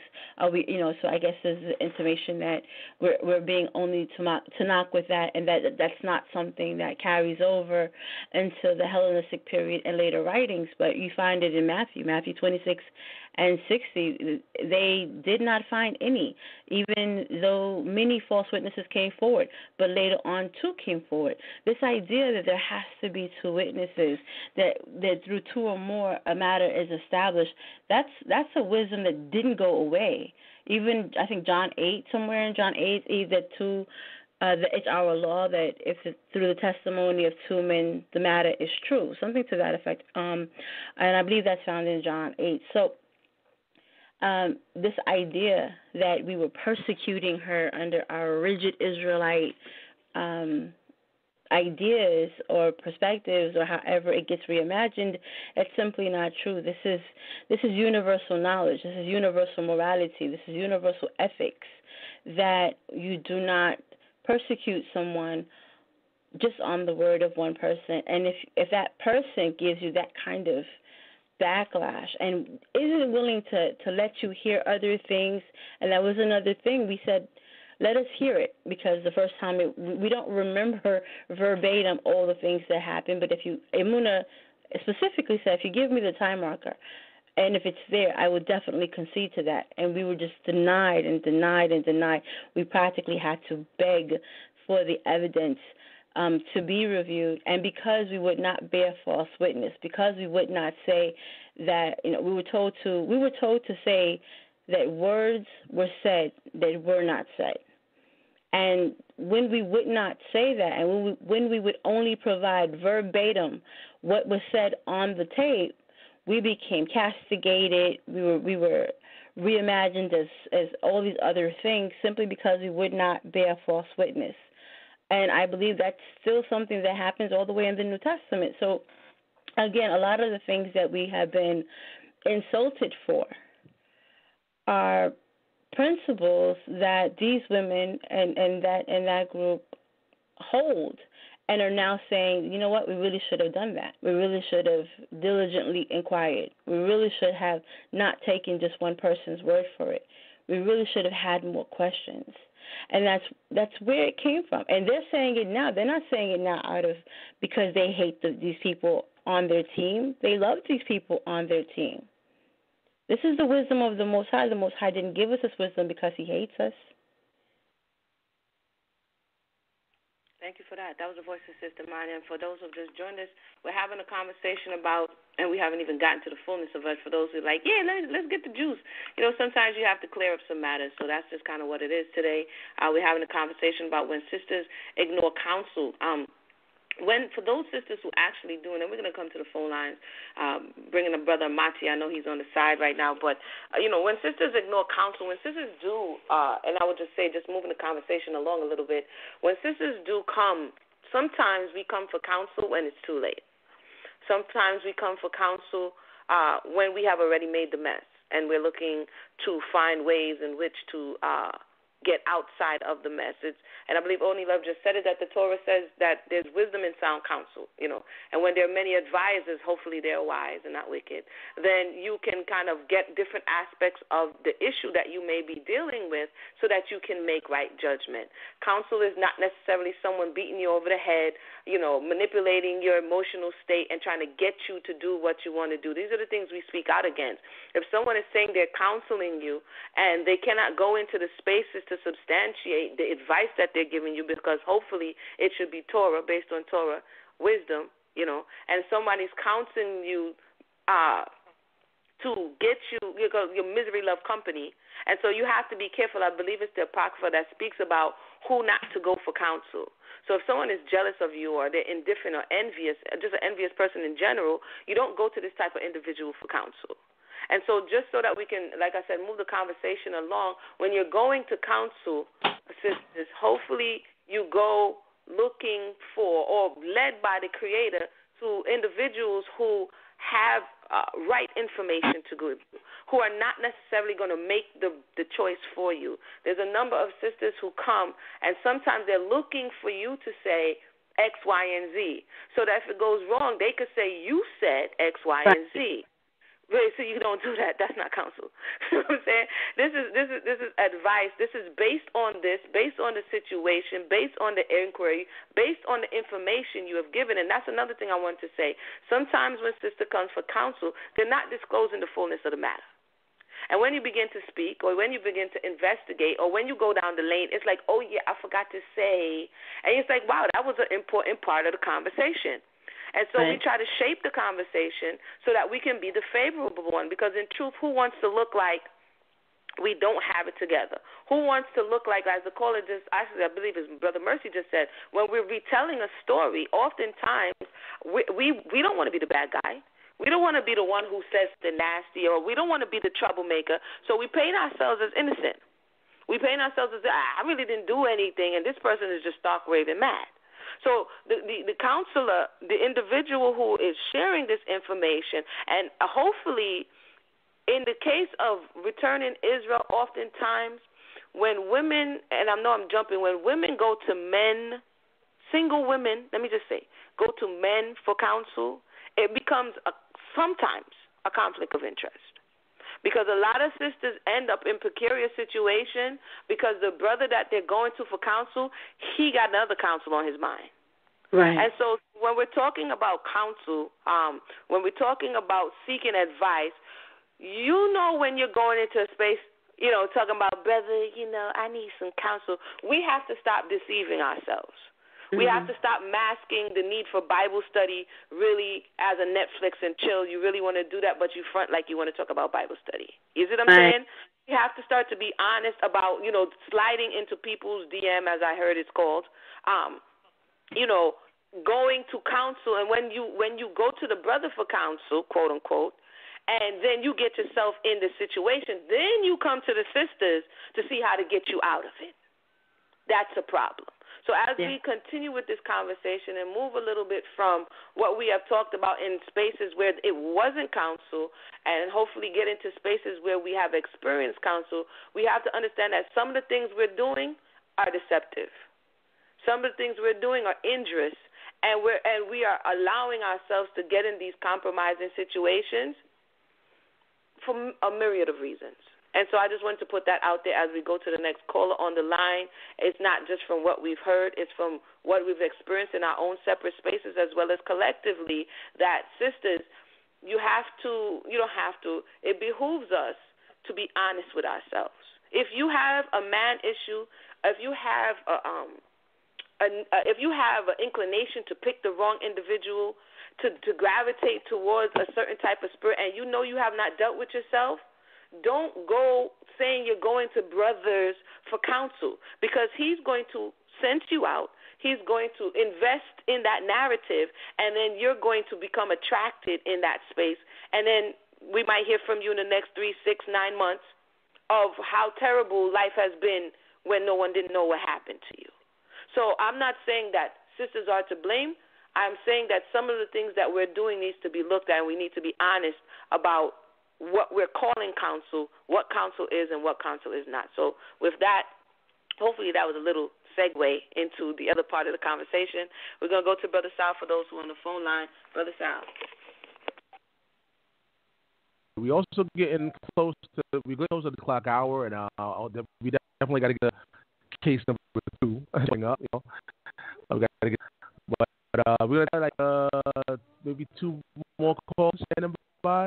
We're gonna probably go into Shalom, Sal. Real quick, your phone was cutting out while you was just talking. I don't know if you you had a little phone problem there, but I want to say shalom to everyone, Sal and Muna Mayana, the listening audience. This is Ashanti. I want to say I love you all, my sisters. Ashanti from under the palm. There's a couple of things I want to say. First of all, Emuna and Mayana, Sal, keep up the good work.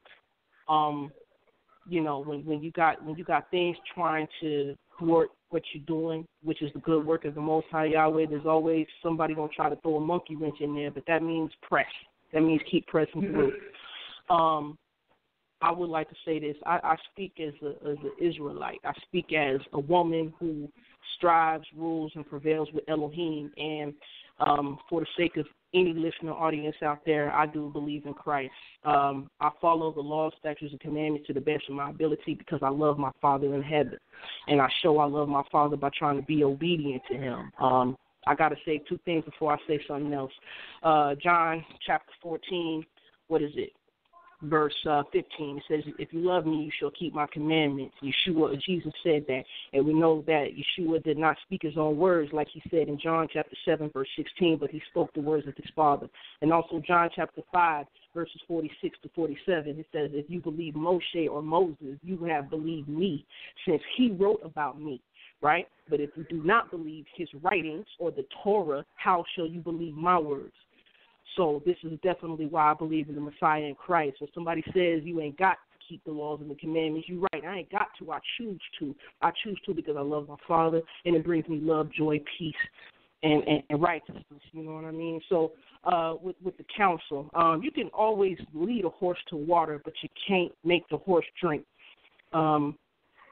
This is a terrible thing happening with us as a human nature, human beings, and we're gonna fall short, but we're gonna keep striving through. I deal with ladies all the time. I have friends who are Muslims. I have friends who profess to believe in Christ, and they're going through divorce right now. I had some women come to me before they got into relationships, and they didn't go off with any Hebrew Israelite. They just went off, with some man. It didn't matter what title he had. So this is standing across any titles that we are given. But Sister Mayana and Amuna are right. We are here to help. However, we want to help those who truly want to help and who truly want to help. We have to vet those people to see what their intent, what their heart is. We have to see if they're trying to get, counsel for sure. And a lot of the times you got to ask a lot of questions. A lot of people get offended off questions. I work on computers. And just today I had somebody complain because I asked them 10 different questions. They don't know how to explain things.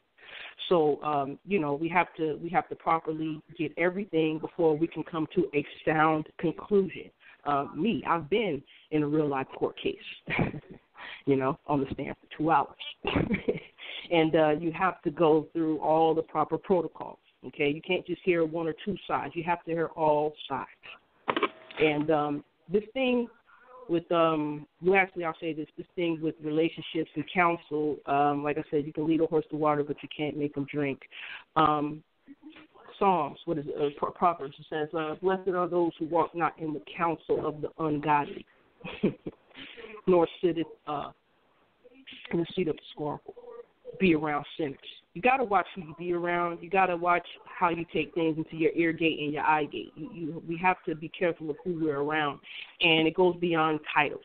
I can call myself a Muslim, a Buddhist, a Sheik, anything. But if my heart and my spirit is not right, if I don't have no self-control over my emotions, then you need not be hanging around me. You know what I mean? So, Sister Mayana, Amuna, Brother Sal, keep your head up. Keep going, keep striving. The Most High Yahweh's work and will is going to be done. Hashatan, or the adversary will not have his way. And I want to say peace and shalom.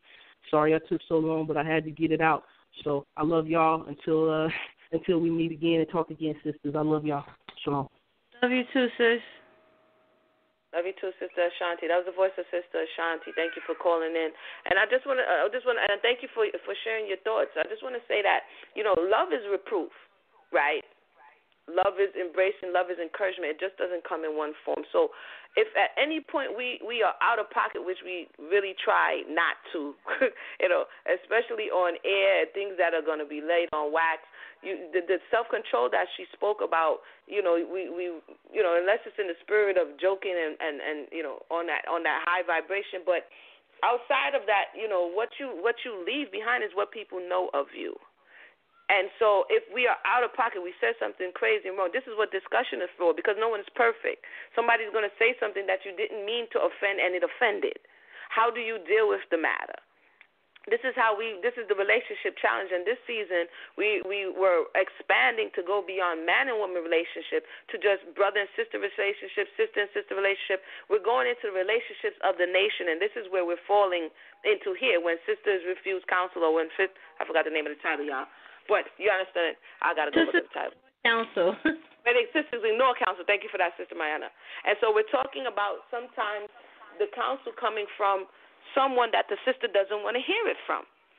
And that's part of the reality. And again, as I said before, Ashanti come on, that is that, sometimes sisters want to hear counsel from brothers in the front end and hear counsel from the sisters in the back end, at which point the sisters are not necessarily able to help you out of the situation that you're in.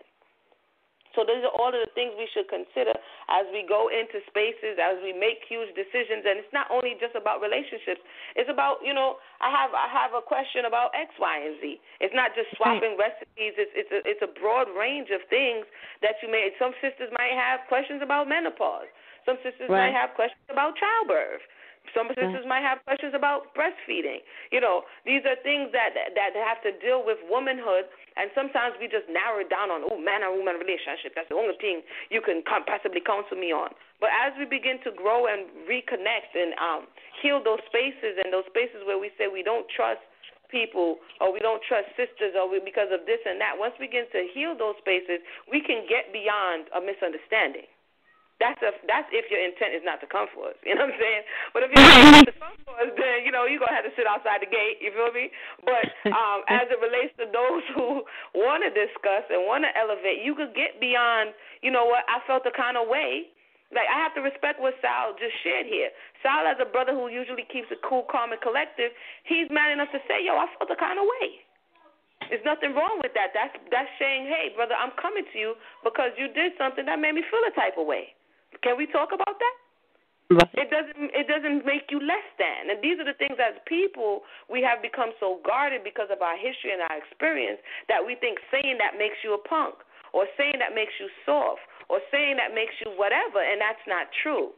Because think of how many camps have split. Think of how many congregations have broke apart because of breakdown in communication. Anytime you want to see something break apart, look at the communication.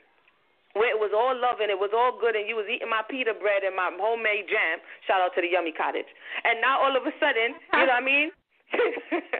Cheap plug, shout out to the Yummy Cottage. You know, and all of a sudden you don't want to come through anymore. You know, and so we want to talk about enriching our community and our culture. I will continue to say it, and I will always say we have to first heal ourselves, number one. And then we have to begin to work on these lines of communication. The other day when the hurricane passed through, and physically the communication line was down because the power was broken in half right by my house, I would drive by me and the babies and be like, that's the reason we ain't got no internet. You know what I'm saying? And it's like, okay, when are they going to fix that? We are aware physically when our lights go out that the problem may be a transformer or a circuit breaker or whatever the case may be. But when it comes to us from brother to sister and sister to brother, it's just like, forget it. You know, all of a sudden we don't need it no more. So the question is, how much do we value real communication, real interaction? How much do we value one another? And these are things that we can work on. Sister Ma'am, do you have anything to say before we go to the phone line? I'll say one thing. I wanted to say that, like we said, this was a topic that we wanted to bring out because it is an issue in the community about counsel. Very often we do counsel women, and we're saying women because it's women that, for the most part, come and talk to us. It's not to say that men shouldn't have counsel and they don't counsel each other and that there isn't a need for men to clarify many things that they may believe to be true and may be enacting in their homes, and so counsel happens on both sides of the issue. But we're talking about women, Moon and I specifically, because that's who the majority comes to. It's mostly women anyway. So one of the things that I wanted to say is that when we look at the challenges of counsel, it's that very often, as Amuna intimated, as she implied, that they come to us, they'll ask us, they'll get the information, but if the information is not really what they were seeking, if the end goal was really just to get on better terms with the male or get on any terms with the male, once the male gets introduced, then all that counsel kind of goes away, because getting in line with the Most High wasn't the true intention to begin with. No matter what it is, even if it's something like Omayana or Amuna or Sis, is it true that I can't sleep in the same bed with my husband when I'm unclean? You know, very often it's not information. Sometimes it's not information that you're seeking in this counsel. Sometimes it's confirmation so that you can do what you wanted to do anyway. And sometimes we find that happens and we get pushback from sisters who don't want to hear. They don't want to hear the truth. They want to hear something else, and they get upset with us. So it's, I know right now we're talking about a very specific issue and a specific topic and a specific response. But if we're going to be honest, and I don't mind being honest, it's not just outsiders that don't like to hear the truth of Torah. and respond very negatively because it doesn't align with what they want to hear. That's not comfortable. That's not comforting. I don't want to hear that. I want you to say something that makes me feel better about what I want to do next. And if you're not going to support me, I'm not going to listen to you because that's not convenient to my end goal. And unfortunately, if we love you, we're not going to tell you something. Well, not, it's not unfortunate, but it's unfortunate if you're trying to be, happy or bully us into or manipulate us emotionally, saying, well, if you love me, you would coddle me. And like Amuna said, that's love is correction. Love is being honest. Love is intervention. Love is saying, you're going down the wrong path. Recalculate. All right. It's better that you have good information. Sister Mine, so the people is probably like as we're being transparent. Has there been a time where, when you were in your younger days, that either you wanted to hear counsel or that you didn't take counsel that you could have taken, that could have saved you pain, heartache, stress, anything of that nature? Where is your, you understand what I'm saying? For those who are listening who may be like, oh, you don't understand, the way you speaking sounds so eloquent, you know what I mean? When did you ever make any mistakes? Did you want to hear counsel? Did you wish somebody was there to give you counsel? Or at any point did you ignore counsel and then, deal with it from there? There have been many times that I've done all of those things. If I was to be completely honest, which is why I get to be where I am now, coming up and not I won't even say in the too distant past. There's very often, many times when I have to hear, you know what, Mayana, that's probably not the best decision. You don't have, like, Sister Muna, for example, when you're like your Mana, I don't like to hear that, you have to go and take different medications because your doctors are afraid that you have diabetes. I'm going to need you to tighten up in this space. Now, you could be like, Mana, if you slide me $5, I got, these cookies over here that I'm making fresh. I got a fresh batch of these fire cookies. Let me send them to you and pocket $5. Instead, you say to me, your sister, I love you. And diabetes is not a good look. I'm going to need you to tighten up. So, I can sit here and get upset about that, but I don't. We're going to be honest, but I don't get upset. I'm like, you know what, you made a point. I have another sister, Deborah. She's, probably on the line now. She's putting all kinds of things together for me also. That's love. And I could be in my feelings and be like, what are you trying to say? But I don't. And that's because, age and wisdom and humility have taught me that. But, yeah, there are times when I will say, when I have not wanted to hear, not about this, but about other things.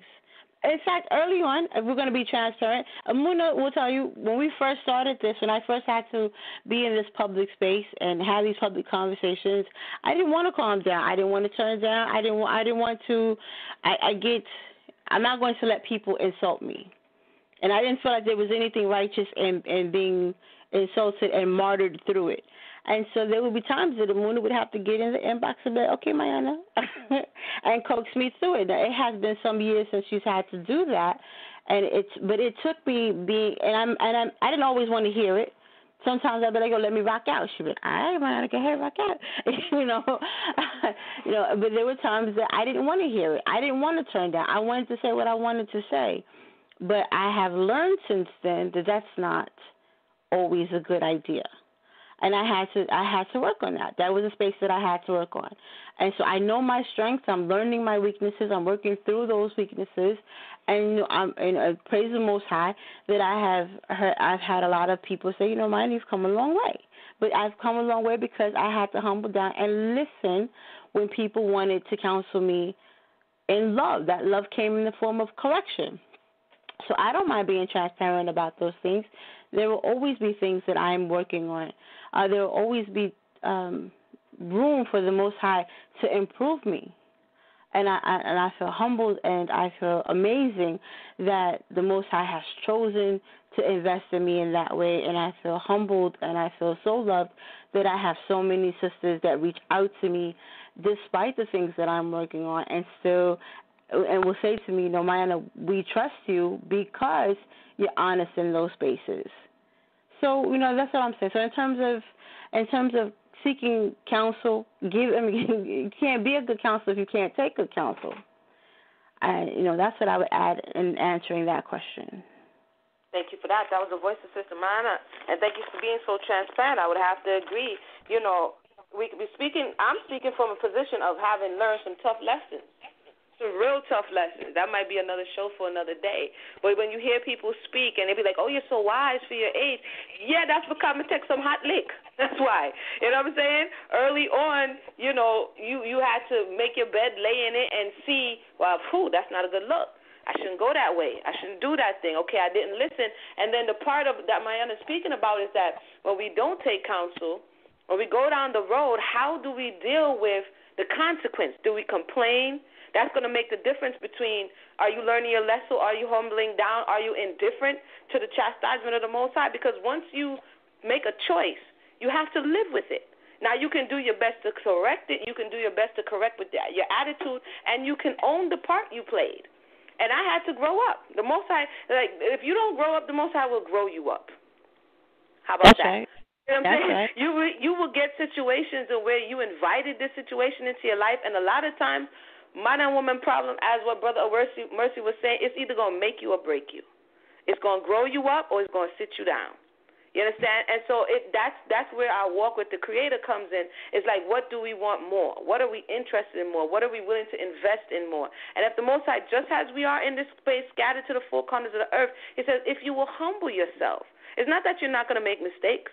It's not that there's older people who couldn't have told us. But the question is, would we have listened? Now that we haven't listened, what are we willing to do to return, to shuv, to get back to the space, you see? And so this is what the conversation is about. We're not sisters who haven't taken counsel or sisters who, refuse counsel, and now we have to live with the reality of the counsel we refuse. But there's an old-time saying that says a word is enough for the wise. That's right. You understand what I'm saying? But after many rebukes, a fool shall be suddenly destroyed without remedy, without, recourse. So a fool will hear counsel and scorn the individual who has given them the counsel. So we have to also take heed to who we're planting seeds with, because if they don't want to hear it, the Torah is like, all right, let them do what they're going to do. And so we have to be aware of these spaces because we can't force anybody to do anything. I'm going to check on Brother Sal, see if he's there. I know this conversation has taken a little different turn than it usually does, but as we said, moving with the Spirit, to just get out what needs to be out and hear what needs to be heard. So, Brother Sal, is anyone on the line?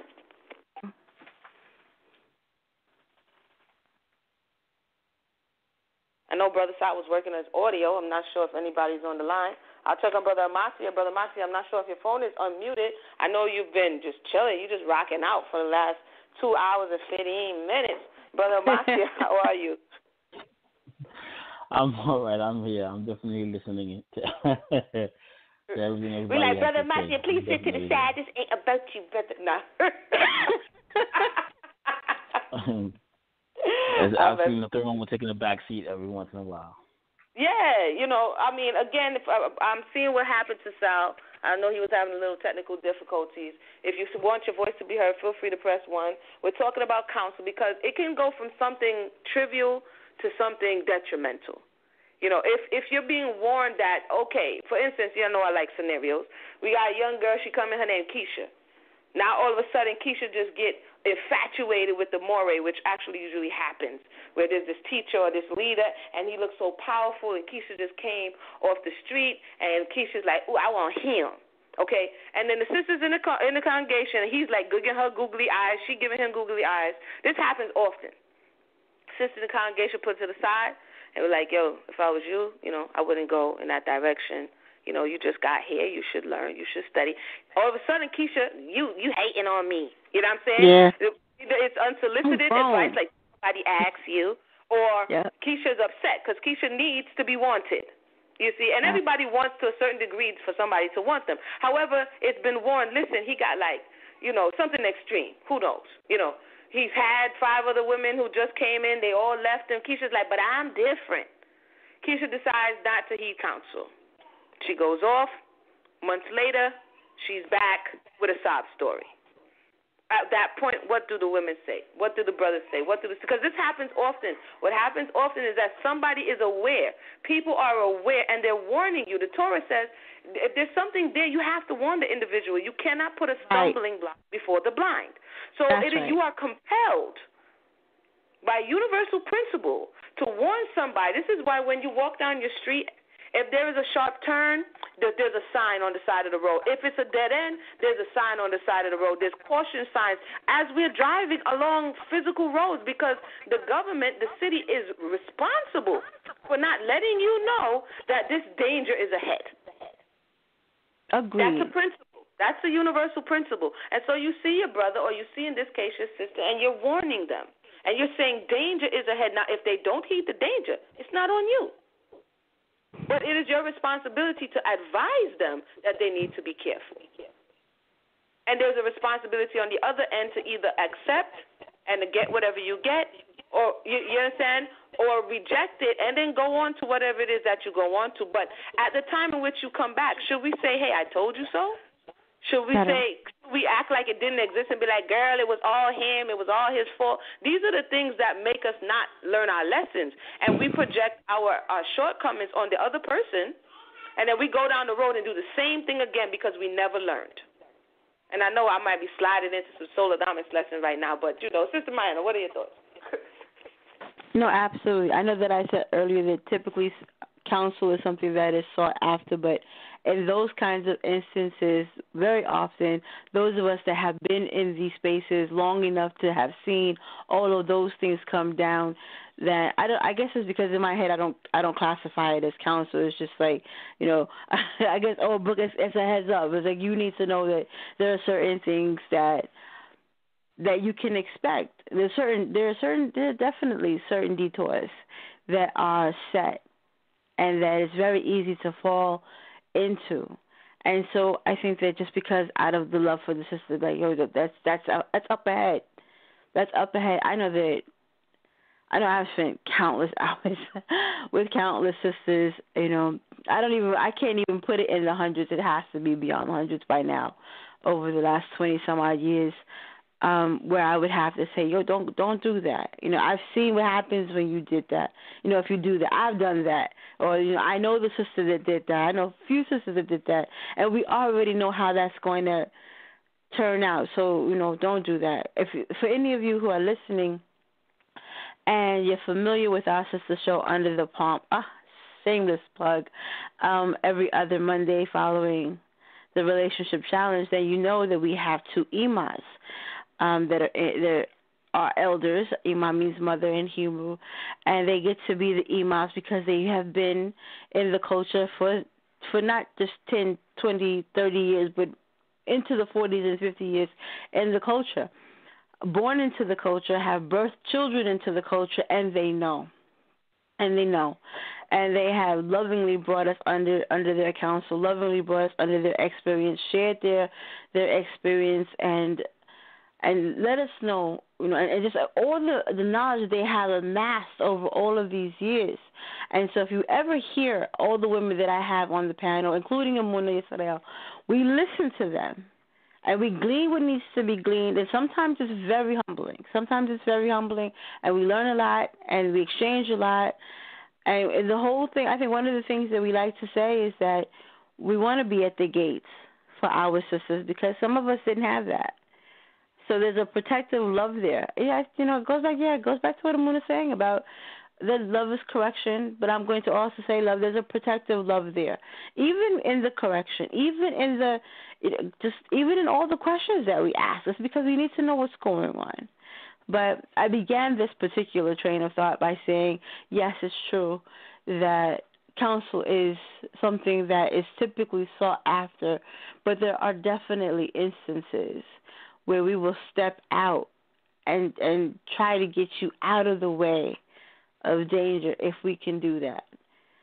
If we can foresee it, and we can, like she said, take an obstacle out of the way of the blind, or something block away from the blind, and for sure. But that's what sisterhood is. That's not even us in counsel mode or elder mode or anything else mode.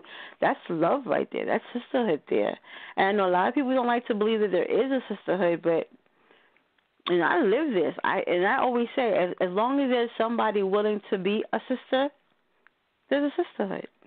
You are the sisterhood. It's not this abstract thing that's out there somewhere to be achieved in nirvana. It's who you are. It's you. We contribute to this thing. I don't want to move the conversation yet. I think we have a little more time.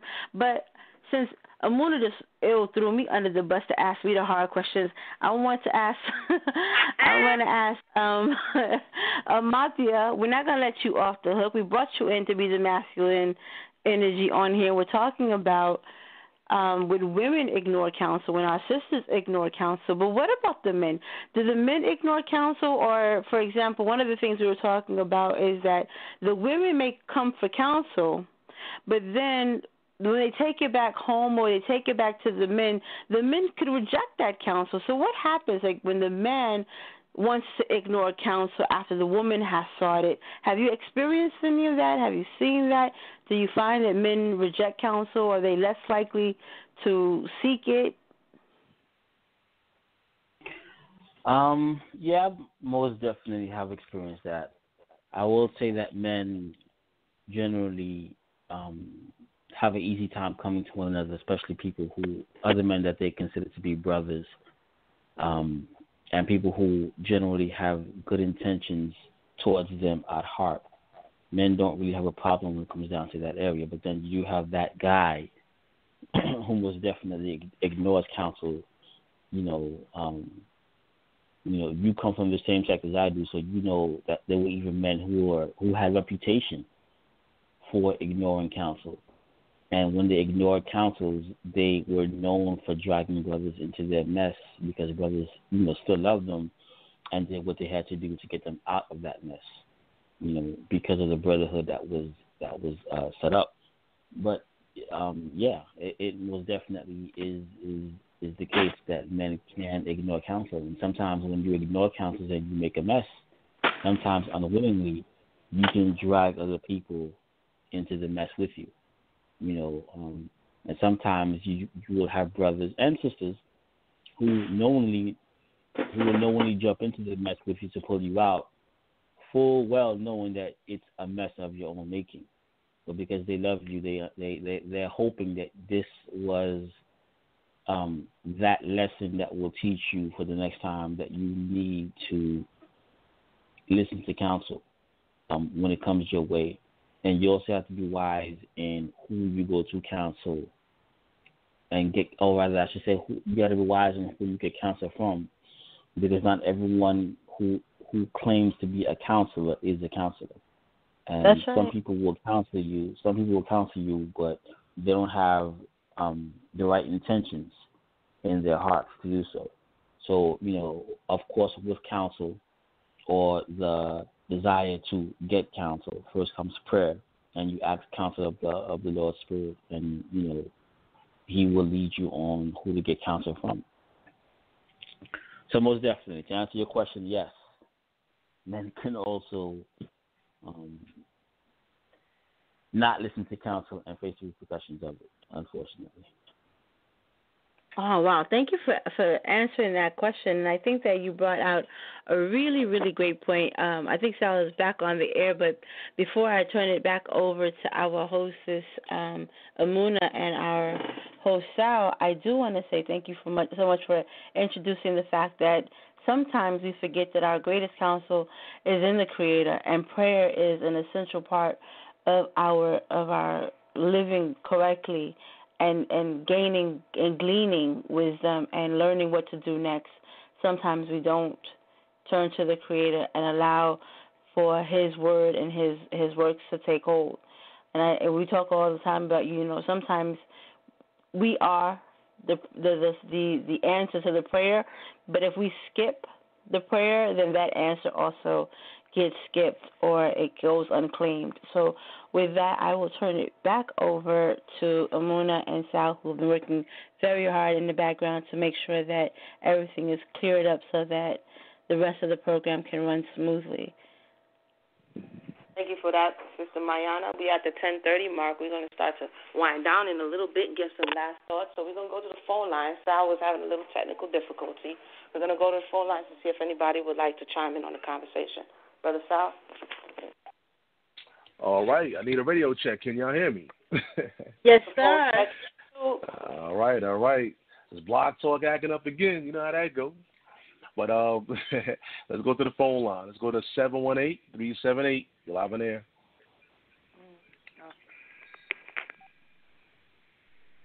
Shalom, everybody. All praise to the Most High. Shalom, Hey, I just want you to know I was listening. I am listening to all of this. I'm hearing some very good stuff here, and I'm glad to hear that I have daughters wise enough to want to clear up misunderstandings. Too often we have these misunderstandings, and they go on and on and on, and we, get the attitude, I'm not going to speak to them, and all that kind of foolishness. And I'm just glad to hear that you're clearing that up. My kudos to you for that. So I just want you to know I'm listening. I'm following you, so if you get into any trouble, I'll be right there. I was going to tell our mama, that's right. There you go. So listen. Just want you to know I'm listening and I love you. Okay. And we love you too, Iman. Thank you so much for calling. Hey, shalom. Shalom. We appreciate you. All right, so nobody else pressed number one at this time. You want to wind down? Any last thoughts? Let's go to Mayana. Last thoughts. Oh, are we going to do the second case, someone, or are we going to just introduce the prospect of talking about it in depth a little bit later? Yeah, Mona, you there? I'm talking on mute. Sorry. We could just introduce it. I guess we gave a lot of homework for those who want to know like what happened, what transpired, so that you could kind of put into perspective. It's not necessary to run, go tell that. It's just to see how things can get out of control. But there is another case that we're going to look to clear up because it has already been out there for the past year, which was the conversation that we had with Hannah Spivey over the book. What's the name of the book again? Why I Abandoned the Hebrew Israelites. That was the name of the book. And so when we found out about the book and something transpired between Sister Mayana and the sister on social media last year, they decided to take it to an on-air conversation to kind of flesh out some of the questions that were posed in the book to Hebrew Israelite sisters specifically. And after that conversation, some of the audience perceived it as an ambush or, attacking the sister in the way in which the questions were posed. And so just for the record, we're going to come back and set the record straight on that as well, because once again, it was inquiry. It was put on record as inquiry. The correspondence let us know that it was going to be asking the very questions that were asked. And sometimes we can be warned that, listen, I'm going to do this thing, and then when it's done, it's like, I can't believe you did that thing. It's like, somebody goes to the doctor and they say, hey, be careful, it's cold. And as soon as they put the stethoscope on, you're like, it's cold. It's like, okay, I told you it was cold. You know what I mean? And so it's kind of that thing. And so that's understandable, but it's also not okay to continue to perpetuate a false narrative that is not justified, And so we're going to go into that only reason because it's along the lines of clearing up misunderstandings. So with that, Sister Mina, your closing thoughts? King, see, right, that's why I wanted to make sure we did at least mention it, because we are sending our audience out to do this homework, and they're going to hear references to the Hannah Spivey dialogue, and then that would just kind of pose more questions. And the reason that happened, and what we, is because it's a similar misunderstanding that we went to talk to her with the intention of counsel, which was never the case. And just like with this instance with the woman who calls herself Angie, she was asked in advance if this was something she wanted to do, and Hannah agreed. There was an entire green room conversation with her that took place 4 or 5 days before we actually went on air. We had the entire back and forth. We established what the questions were. She knew before we did anything else that Emuna had purchased the book, that just like with this case with Angie, where we saw both videos and had questions and wanted to give the opportunity for a conversation, we had read all 74 pages of her memoir, and we had questions, and we wanted to deal with some of the questions that she said she had for us. And this is a woman who had gone all over social media saying all of the things that she was going to, all the ways that she disliked us as Israelites, and just the entire community, and some very choice words for Hebrew Israelite women specifically. And so, yes, we had questions about it. But the critique was, what kind of counseling session was that? It was no kind of counseling session. It was, we had questions. And even if you hear, well, maybe, I don't know if we're going to give you the dialogue for that one too, but if we do and you see the link, you'll know that within the first 3 minutes, we fully established that what it was not was a counseling session. And that was another reason why both of these cases fit so neatly, coincidentally, into this kind of this forum, because both times we're being critiqued on our counseling methods on instances that there's no way to interpret either of these approaches for our counseling. We weren't counseling. They weren't asking for counseling. They didn't care about our help. They had literally declared war on our community, and we were trying to find out what was on their minds. Like, why would you do that? Yes. So I guess in closing with this particular topic, I really wanted to be able to spend more time talking to the sisters about the kinds of things that they would encounter and all the ways that we're here for them so that we can discuss the things that they want to know, like Emuna said, in terms of the menses, maybe with the children, and yes, new relationships, but all the challenges are coming into the walk fresh, and things. Even the caller said, well, how can you claim to be a part of something that you don't understand? And so that's a valid question, and that's why we're always seeking to learn and study and become closer to the Most High and learn His words. And that's what we wanted to talk about, the challenges that the women are facing, the challenges that our brothers are facing, the importance of counsel, and what to do once you've received it. Once you receive counsel, according to a bunch of scripture, I guess we'll have to put in the description box now, that said once a judgment is given, you follow it. You follow it. But you really need to know the word in order to know what's good counsel. Like our brother Amathia said, you need to get not just counsel, but good counsel.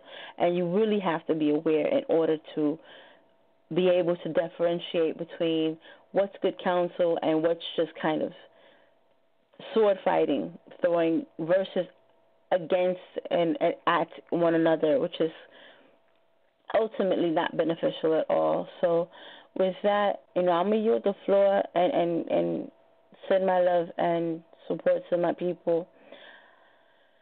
Hallelujah. Ayana, you got through it, Mrs. Iman. You got through it. It's all good. Praise be to the Most. You didn't pop off, so it's all good. Brother Abatia, what's your closing thoughts on the conversation? What happens when sisters ignore counsel? What are your closing thoughts? Disaster happens. The same thing that happens when brothers ignore counsel, good counsel, godly counsel. And listening to everything that transpired, I just want to exhort you to who were the parties that were offended to forgive. They went and Saltu, of course. They went and extended an apology out. You guys say that that you heard it, so I would just like to exhort you to hopefully continue in that godly spirit that you three are showing and are exemplifying to do the right thing, or as I should say, the godly thing, and to forgive them, and to be a leading example as you guys are clearly being so that this doesn't happen again. And that's just pretty much it. I'll just keep it nice, short and sweet. And good night to all. Thank you. I yield the floor. Thank you so much for that, Brother Amasi, and thank you for rocking with us with an unorthodox version of the relationship challenge, as we were challenged in relationships here, and and try to work our way through. I want to thank everybody for tuning in. I know it would be kind of a confusing episode, because if I was a listener, I would be like, when the world happened? I don't know when it happened. I'm confused. But that just means that you have to do a little back research and back story if you're even interested, or just pick what you can pick from the conversation as it relates to resolving issues, especially in the public sphere. If it was on the radio, then you would have to come back and make an explanation. If it was in print and you wrote something wrong, you would have to come back and write a retraction. These are the kind of things where we speak things into the universe, into the ears, as Only Love said, of people, and then we come back and say, you know what? What I said the other day was wrong. It was incorrect. My apologies. And this shows our humility. This shows our humanity. And so, once again, thank you for those who did extend an apology. Again, like I said, hopefully it teaches us a lesson, the importance of what is left on record. It's for our own safety. You know what I mean? It's for the safety of the community. It's so that things can be more cohesive. It's so that we'll have less apologies to say when we actually say, you know what, I did the right thing to begin with. It takes a little longer, but hopefully it comes out with less errors. So once again, thank you, Brother Sal, for allowing us to come to this space and have the conversation. We did expand, as Sister Mina said, the invitation to those who were involved to come to the conversation and let their voice be heard. We didn't hear anybody tonight. But hopefully when you get this is not a back and forth. This is not a back and forth. This is just clearing the record, and hopefully, it is what it is from here. So with that said, I'll give it to Brother Sal. Everybody have a blessed night. All right. Once again, I appreciate everybody, all the listeners out there that's tuning in still. And like Amuna said, it's not going to be a back and forth. Actually, this is a one and done. It's a one and done. The video is annoying. You check it out. Or, like I said, once again, shout out to Sister Sherry for the apology. Shout out to G-Man for the apology as well. And also give me the power to actually take the video down if I wanted to. I said, no, keep it up. I appreciate the Shield Squad as well, speaking to them, about, get out the way of the situation and not being involved. And once again, I appreciate everybody out there in social media land that's checking out the show. See you tomorrow. See you all week. We have shows up until Friday, so, the show don't stop. See you guys next time. Take care, and God bless.